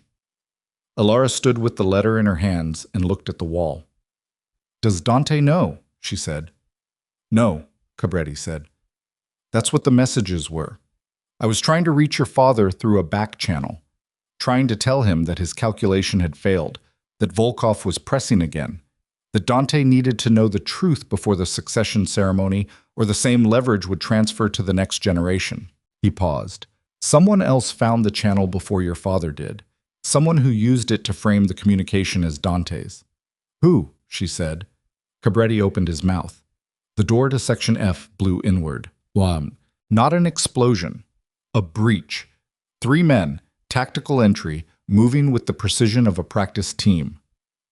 Marco was hit first, not shot, struck, the butt of a weapon across the side of his head, fast and accurate. And he went down hard and didn't get up immediately. Alara moved on pure reflex, backward and left, putting the equipment crate between herself and the entry point, letter still in her hand. Cabretti stood up. The 3 men had weapons drawn.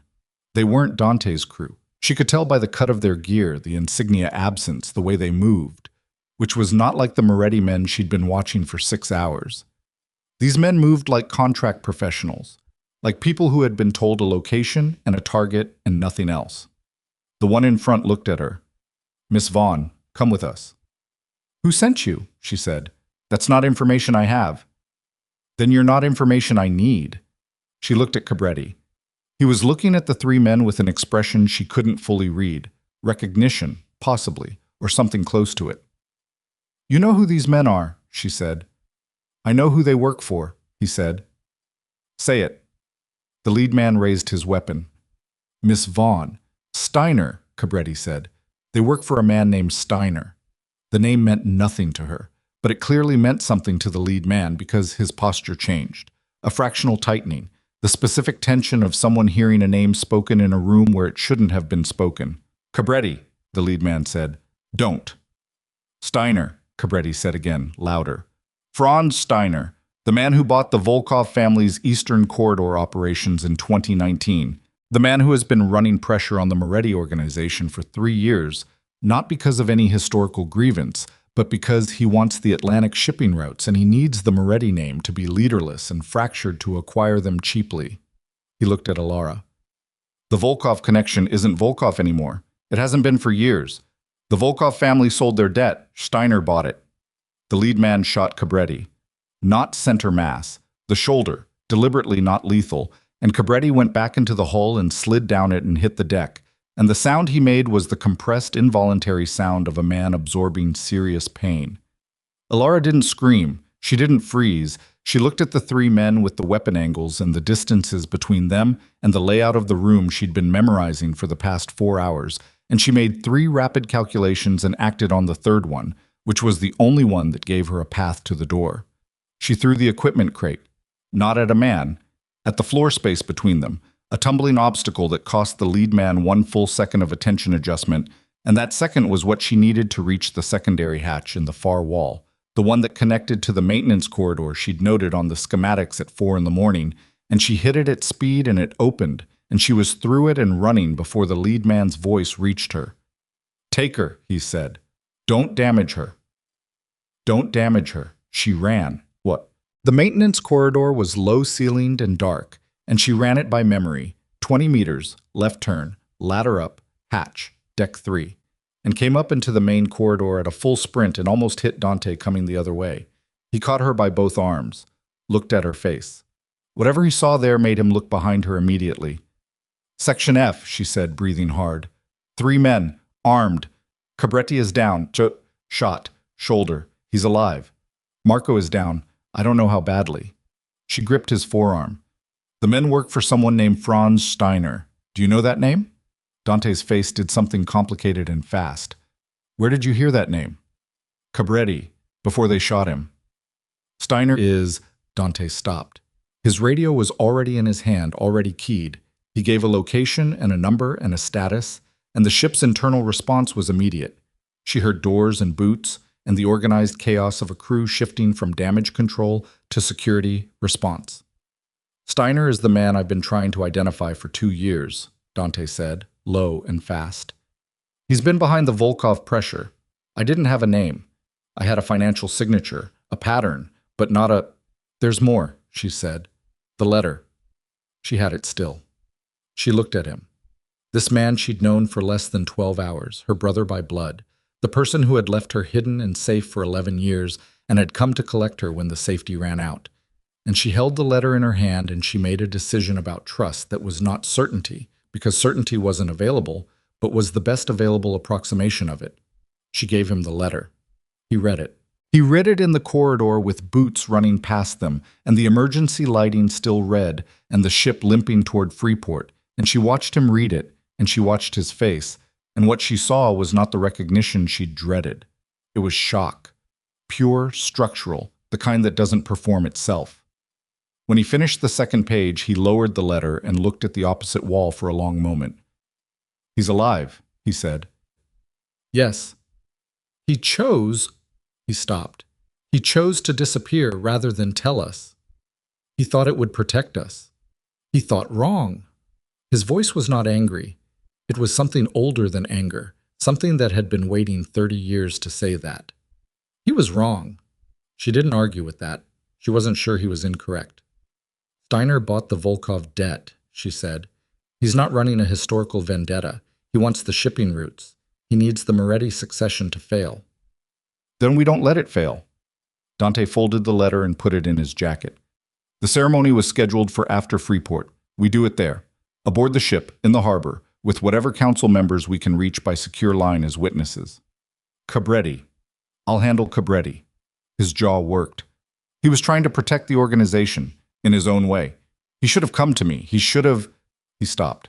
"I'll handle it." She looked at him. "And our father?" The question sat between them. "One war at a time," Dante said. His radio crackled. One of his men reporting. 2 of the 3 intruders contained, the third unaccounted for, and the unaccounted for one had been seen heading toward the upper decks, toward the command bridge, toward the navigation controls. They moved at the same moment, in the same direction, without needing to discuss it.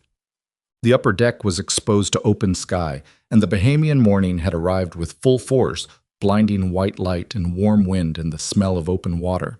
And it was violently at odds with the tactical situation. The kind of morning that has no business being present at what's happening in it. The third man was on the bridge. Not inside. On top of it, on the external walkway that ran along the bridge's roof, and he had a device in his hand that was not a weapon in the conventional sense. He had a transmitter. Small, flat, the kind that can push a very specific signal on a very specific frequency to a very specific receiver. Elara understood what it was before Dante did, because she'd read the device specifications in the bomb disposal report an hour ago. "The charge isn't disarmed," she said. "It's offline, there's a difference." Dante looked at the man on the walkway. The man was looking at the transmitter in his hand with the particular focus of someone who is doing math, distance, signal strength, whether the partial jamming still in effect on the ship's communications would block his frequency at this range. He decided it wouldn't. His thumb moved toward the trigger. Dante shouted something, an order in Italian, to someone behind them. And there was a shot, and the transmitter left the man's hand and skittered across the walkway railing and fell toward the sea. The man looked at his empty hand, looked at the ship, looked at Elara, specifically, with an expression she would remember afterward. Not hatred, not desperation, but the look of someone receiving information that changes the picture they were working from. The look of someone realizing that the situation is not what they were told it would be. He reached into his jacket. Second device, smaller than the first. Not a transmitter, a phone. He was going to make a call. Manual trigger, someone on the other end. He didn't need the transmitter if he could reach the right number. Elara was already moving. The walkway access ladder was 6 feet to her right, and she hit it at speed and went up it on instinct rather than decision, both hands, feet finding rungs by memory, and came over the top of the bridge roof 3 seconds after the man had the phone to his ear, and the phone was connecting, and she could hear it ringing, and she crossed the distance between them in 4 steps and hit his arm. The phone flew. He turned and grabbed her, and they went into the railing, and the railing held, and she drove her knee into his thigh. Not where she'd aimed higher, but close enough to break his grip for the half second she needed. And she got her hand on the phone where it had landed against the railing base, and she looked at the screen, connecting. She ended the call. The man hit her from behind, shoulder into her back, hard, and she went forward into the railing and felt it against her collarbone, the edge of it, the sea 40 feet below moving fast in the ship's wake, and she grabbed the rail with both hands and held. He grabbed her jacket. "The charge detonates," he said, his English accented and broken with effort. "Whether you stop me or not. Steiner has men on board you haven't found. The ship does not reach port." "How many?" she said. "Doesn't matter." "It does to me." She looked over the railing at the water. 40 feet, cold, fast-moving. She'd survive it if she had to, and the thought was abstract and remote. "How many men?" He tightened his grip on her jacket. "Tell me," she said, "and I'll make the case to Dante that you're more valuable alive." He laughed, actually laughed, a short, compressed sound that held real amusement. "You think you're in a position to— How many?" Dante's voice came from the ladder top. "Elara, step back." She didn't step back. She kept her eyes on the man holding her jacket. "Tell me." The man looked at her face. Whatever he saw in it made him make a calculation. She could see the calculation happening. The specific sequence of a person deciding whether a guarantee is worth anything. 2, he said. "Deck 2. Maintenance access, east side." She stepped back. The man let go of her jacket. Dante was on the walkway with 2 of his men, and the third man from Section F was disarmed and controlled in under 15 seconds. And Elara stood at the railing with her back to the sea and her collarbone aching where the rail had caught her and the phone still in her hand. She looked at the screen. The call she'd ended had a contact name attached to it. Not a number, a name entered in the phone's contact directory, which meant this man knew his handler personally, which meant the handler wasn't as removed from the operation as Steiner would have wanted. The contact name was Holtz. K. Holtz. She turned to Dante. "Does the name Holtz mean anything to you?" He had his own phone out, was issuing orders about Deck 2. He looked up. "Conrad Holtz?" "K. Holtz. He's one of Steiner's legal directors. He manages the corporate structure that holds the Volkov assets." Dante's eyes narrowed. If Holtz is named in that phone, then Steiner's legal director is personally running field operations, she said, which means this isn't Steiner acting through intermediaries. He's close. He's physically close to this situation. How close? Dante said. She looked at the horizon. Freeport was visible now, a dark line resolving slowly into the shapes of a harbor, a city, the geometry of civilization. 40 minutes, maybe less. Close enough, she said, that he knew our schedule, our route, our security positions, and the location of the secondary charge after Cabretti had already told us it was offline. She looked at Dante. Someone told him those things in the last 2 hours, someone with access to what's been happening on this ship. The two of them looked at each other. The morning light was merciless and white, and the ship was limping toward port on one damaged engine, and there were 2 more men on deck. 2. They hadn't reached yet, and somewhere out there, close enough to have current intelligence on their position and status, Franz Steiner was waiting to see if his investment in chaos had paid. The phone in Alara's hand buzzed. Incoming call. Same contact. K. Holtz. She looked at Dante. He looked at the phone. She answered it. Holtz, she said. A pause. Then a voice. Male, German accented, utterly composed. You're not who I expected. No, she said. I'm not. She kept her voice even, factual, giving nothing emotional. You should know. The charge is confirmed offline. Your men on deck 2 have been located, and the device your man was carrying is in my hand. She paused. You've run out of pressure. Another pause, longer this time. Miss Vaughn, Holt said, I'd like to offer you a conversation, without the current circumstances. A conversation about what? About your father, Holt said. About the arrangement he made in 1990. About the parts of that arrangement that were never in any letter. She looked at Dante. His face was unreadable. There are parts, she said, that weren't in the letter. Significant ones, Holt said. Mr. Steiner has been holding those parts for 22 years. He bought them along with the Volkov assets. And Miss Vaughn, what those parts describe changes the nature of this conversation considerably. A pause. For everyone. The ship shuddered beneath her feet. The harbor was getting closer. The morning was relentless and bright. Where? She said. Freeport, Holt said. We're already there. Freeport Harbor received the Animanera the way harbors receive damaged things, without ceremony, without judgment, simply making space. The pilot boat came out to meet them 2 miles offshore, and the harbor master's radio traffic was professional and practical, concerned with draft and berth assignment and the status of the engine situation, and nobody on the radio asked about the burn scoring on the hull or the fact that the vessel was running on one drive at reduced capacity or the armed men visible on the deck. Freeport was that kind of harbor. It had seen things. It made room. Alara stood at the bow during the approach and watched the city resolve from abstraction into detail, buildings, cranes, the geometry of a working port, and held Holtz's phone in her hand and didn't use it. He had not called back. He didn't need to. He'd said what he needed to say, and now he was waiting, which was a power position, and she understood that and didn't give him the satisfaction of filling the silence. She was thinking about her father, not the letters version of him, the strategic version, the man who had made a calculation and disappeared into it, but the earlier version, the one that existed only in second-hand accounts, and the single possible memory of a boy's hand in a dark room. She'd spent 11 years constructing a version of that man from absence, which is a thing you do when absence is all you have, and the construction had served her in certain ways and failed her in others, and now the construction was going to have to be demolished and rebuilt from materials that were apparently much more complicated than she'd been working with. She was not ready for that. She was going to do it anyway, because being ready was a luxury, and she had stopped waiting for luxuries somewhere between the divorce papers and the bomb in Section F. Marco appeared at her shoulder. He had a bandage over his left ear and a bruise across his cheekbone that was moving through its colors, and he was moving carefully in the way of someone with a headache that hasn't peaked yet, and he was carrying 2 cups of coffee. Cabretti's in surgery, he said. Ship's medic says the shoulder is manageable. He'll keep the arm. Good. She took the coffee. The 2 men on deck, too. Contained. Dante's people have them in the forward hold.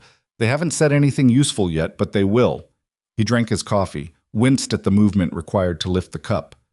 Holtz called back. When? 20 minutes ago, to Dante's line. He's confirmed a meeting location. He looked at the harbor. Hotel Meridian, Pierside. He's booked a private dining room. Of course he has. Dante wants to know if you're coming in or if you want to stay with the ship during... I'm coming in, she said. Marco looked at her. The look had something in it she was starting to recognize as his version of concern, which was not demonstrative but was persistent. You took a hit up there on the bridge. I took a rail to the collarbone. That's a hit. I've had worse.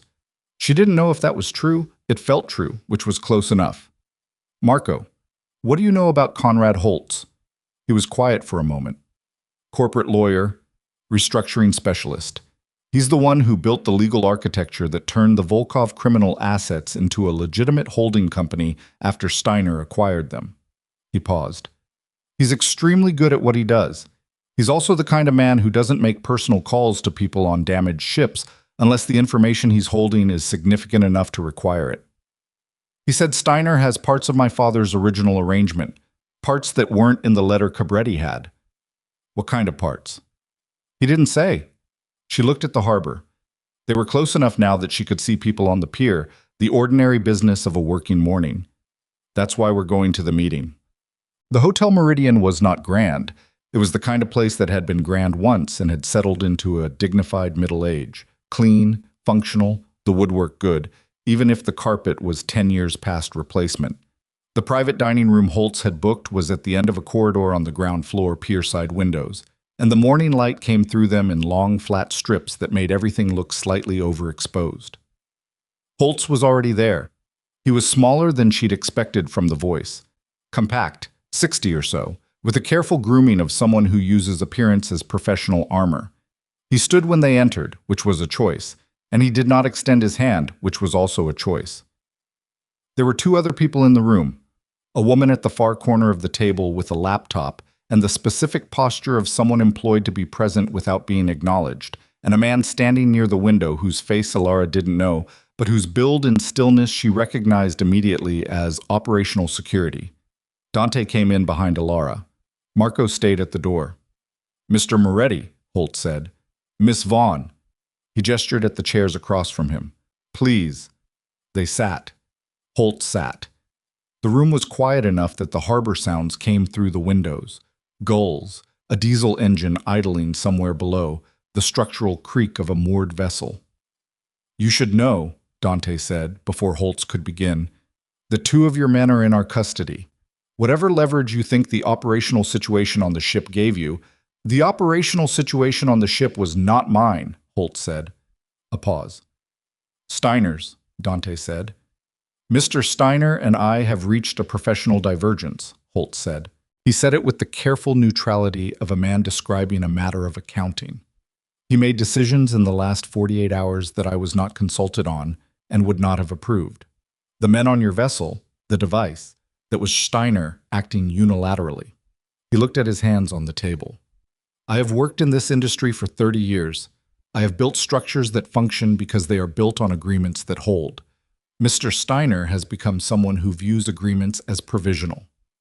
So you're here to distance yourself, Alara said. I'm here to offer you what I have, Holt said, in exchange for a formal acknowledgement that my participation in the Steiner organization was administrative rather than operational, and that I cooperated fully at the point of material awareness of criminal activity. You want immunity, Dante said. I want an agreement, Holt said, which I understand is a commodity you Morettis take seriously.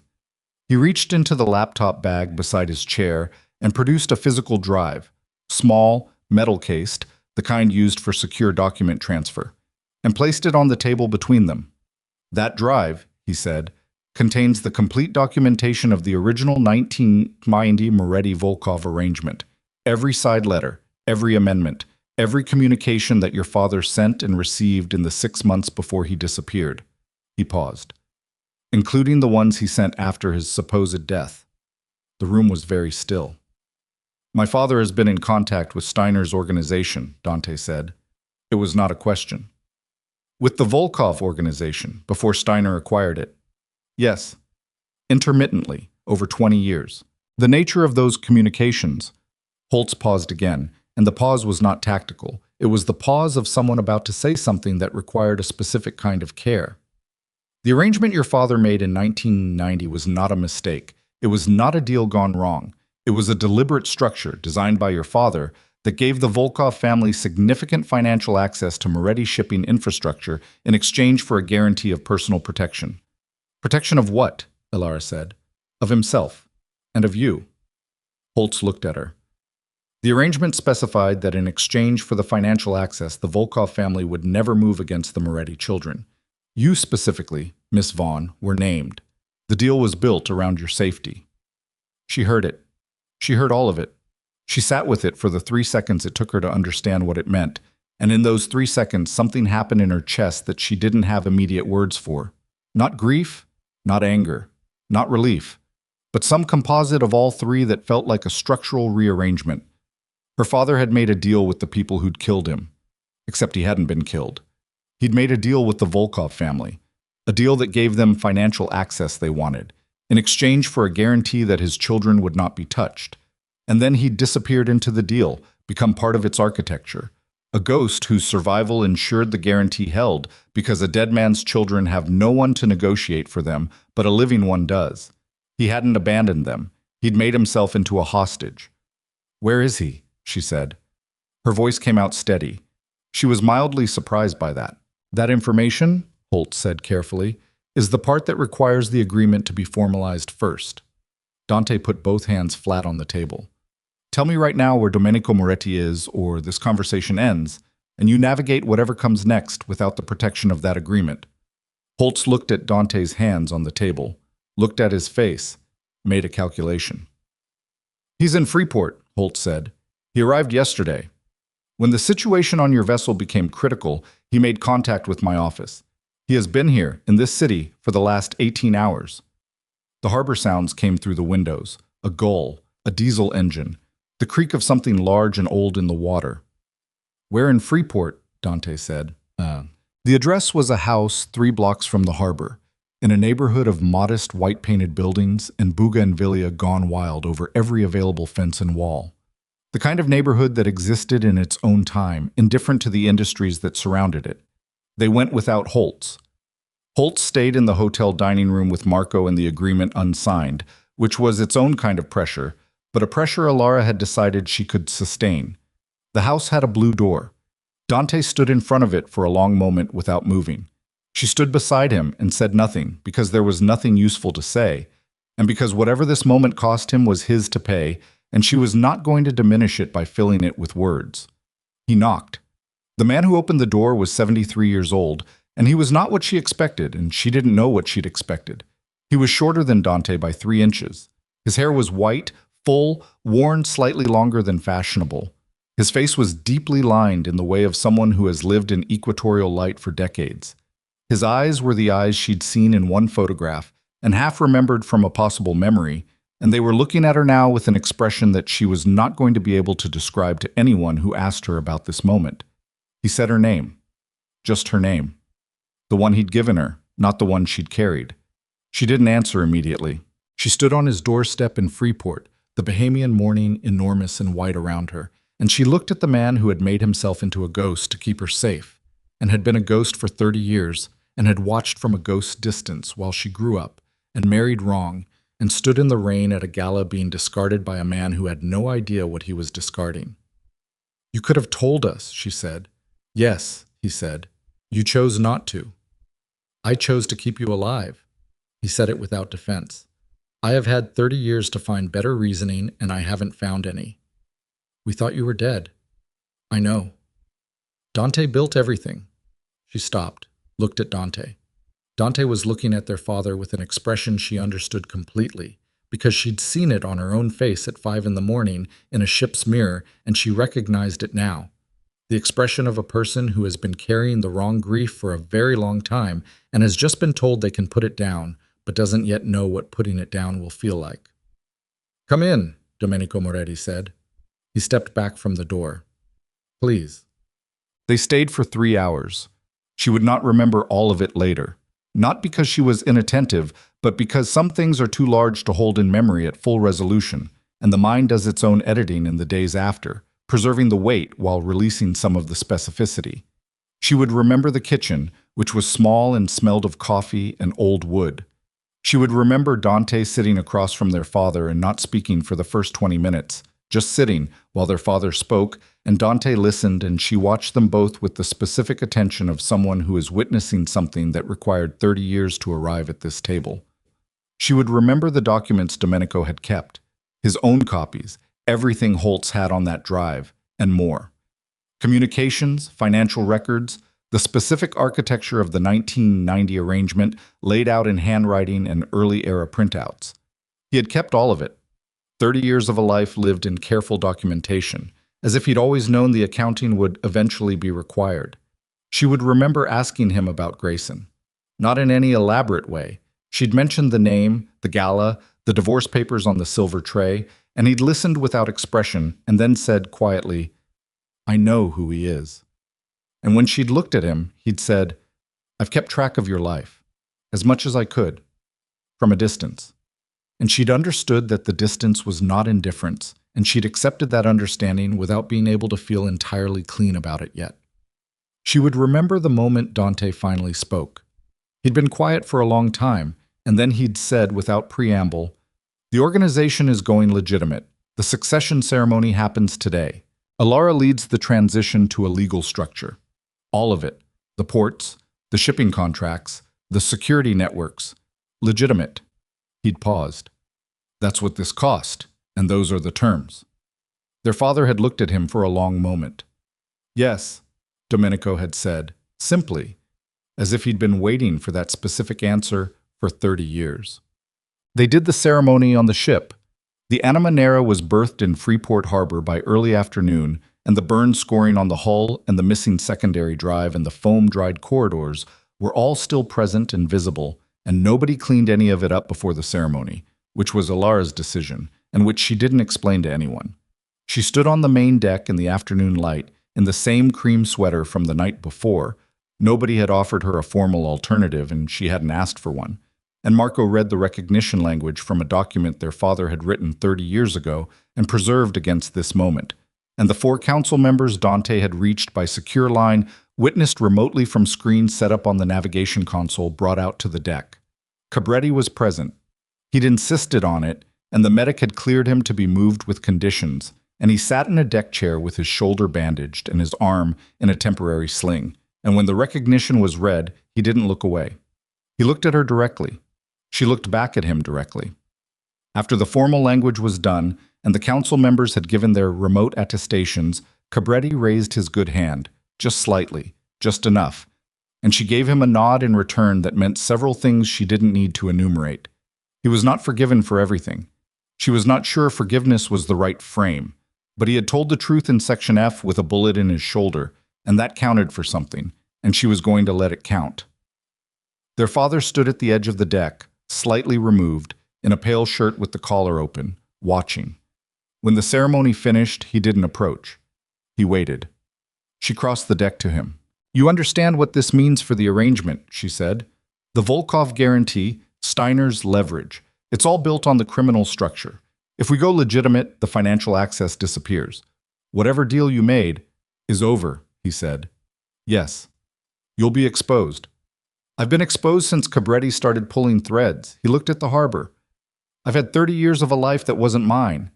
I think I can manage exposure." She looked at the side of his face, the lines of it, the age. "I don't know how to do this," she said. "This?" She gestured between them, not elegantly. "I don't know what this is supposed to look like." "Neither do I," he said. "I haven't done it before either." "You had 30 years to think about it. Thinking about something and knowing how to do it are different things." He looked at her. "I've had 30 years of theory. You have the only evidence available about what you actually need from a person in my position." She looked at him for a long moment.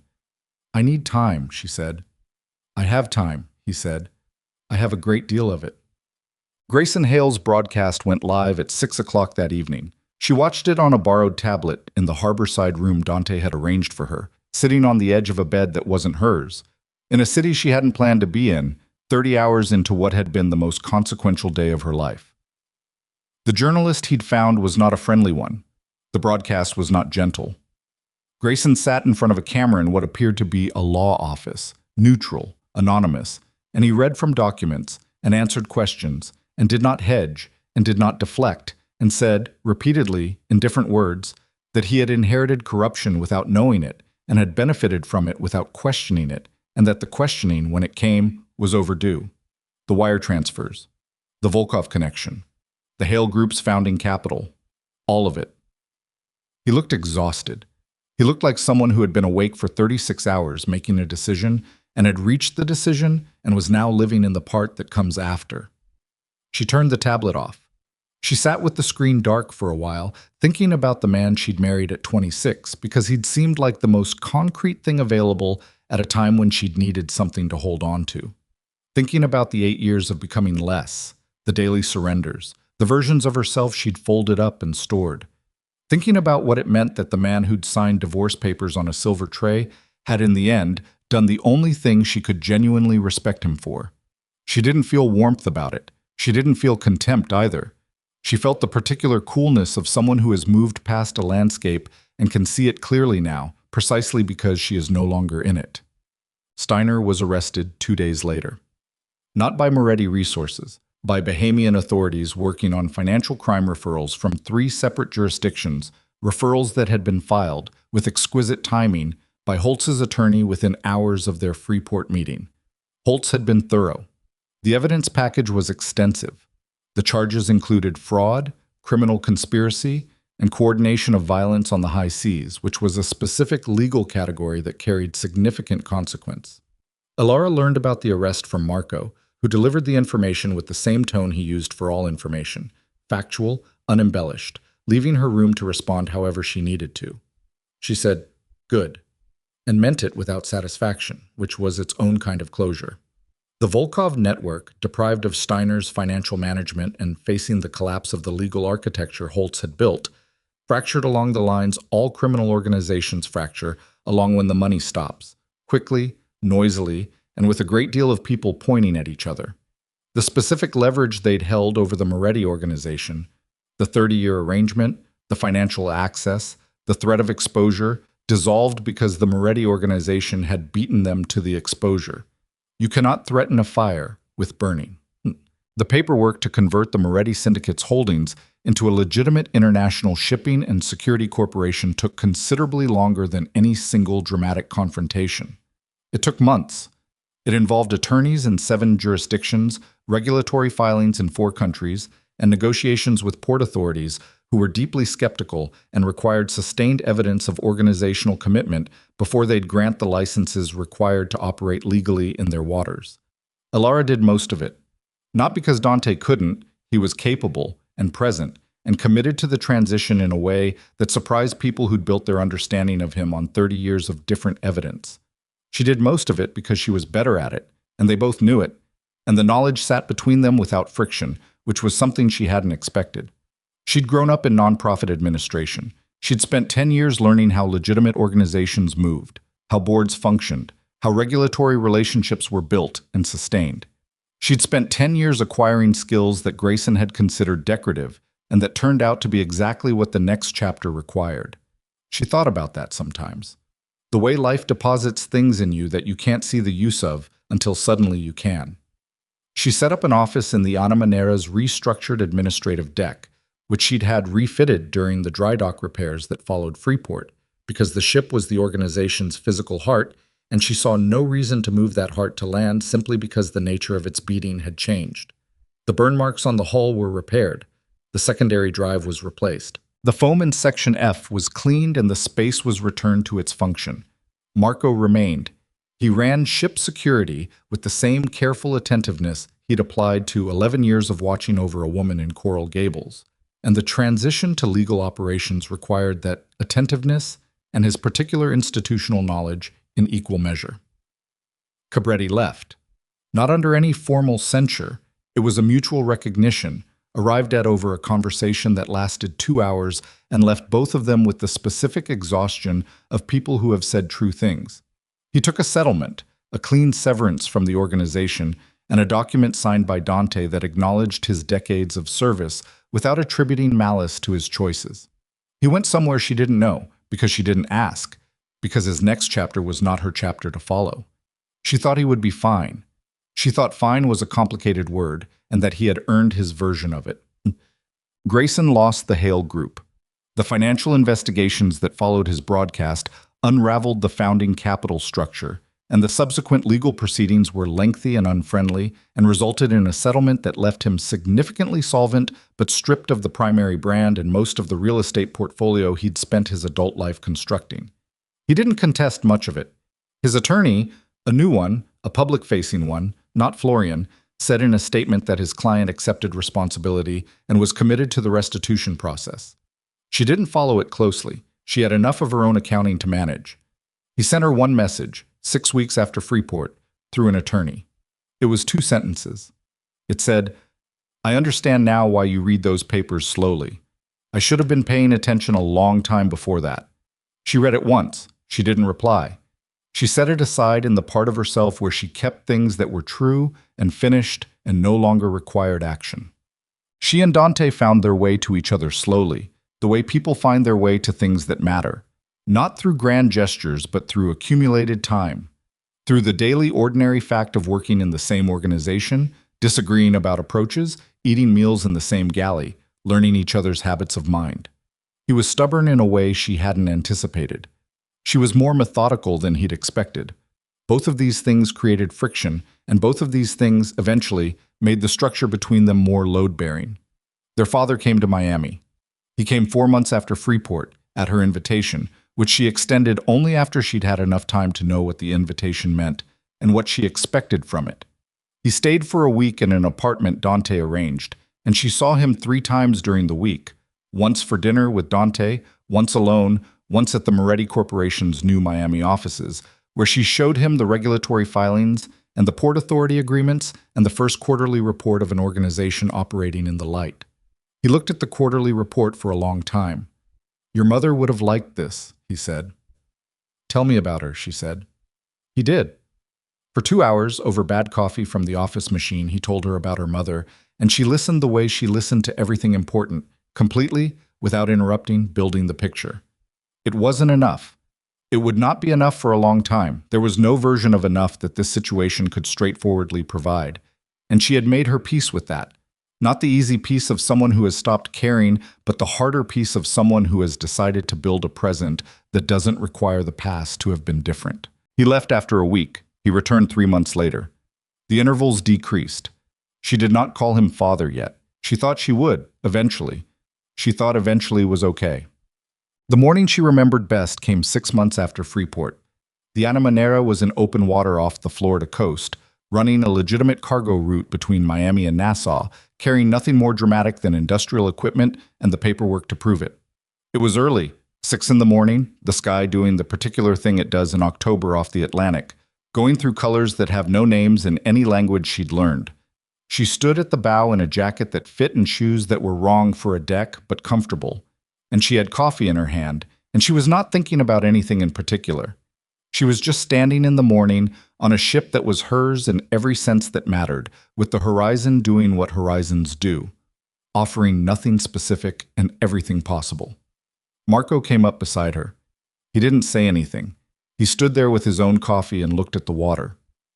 "I've been thinking," she said after a while. "I know," he said. "The channel," she said. "The secondary communications channel Cabretti was using. Someone built that channel to look like it was Dante's. Someone with access to old organizational identifiers who knew it would hold up to a basic review." She drank her coffee. "It wasn't Cabretti." "No," Marco said. "Holtz's organization built it. Steiner's people. They found the old channel structure in the Volkov documentation and reverse-engineered an identifier that would read as Dante's." "Yes."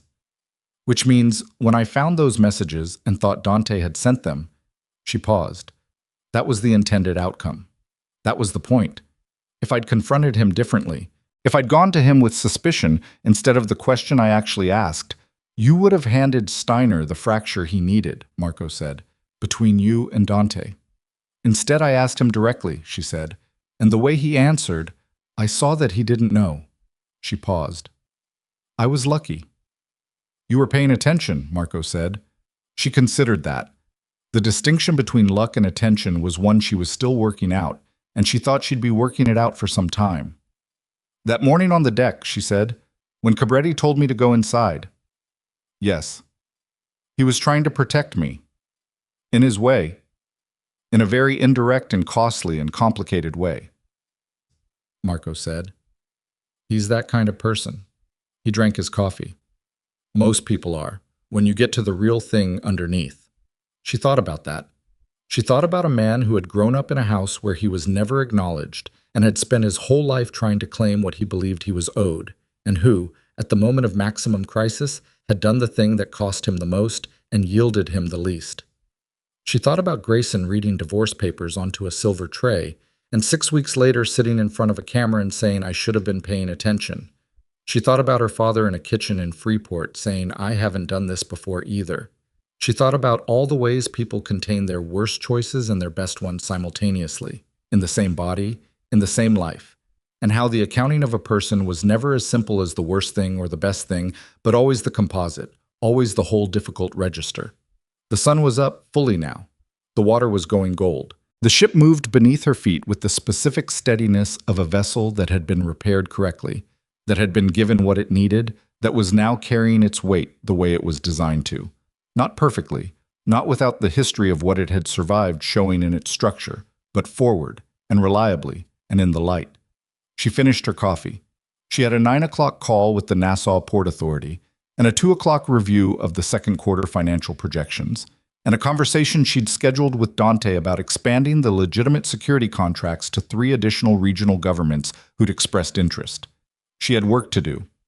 She turned from the horizon and walked back across the deck, and the morning opened around her, and she was not rescued and not returned and not transformed into anything she hadn't always been, underneath everything that had been piled on top of her.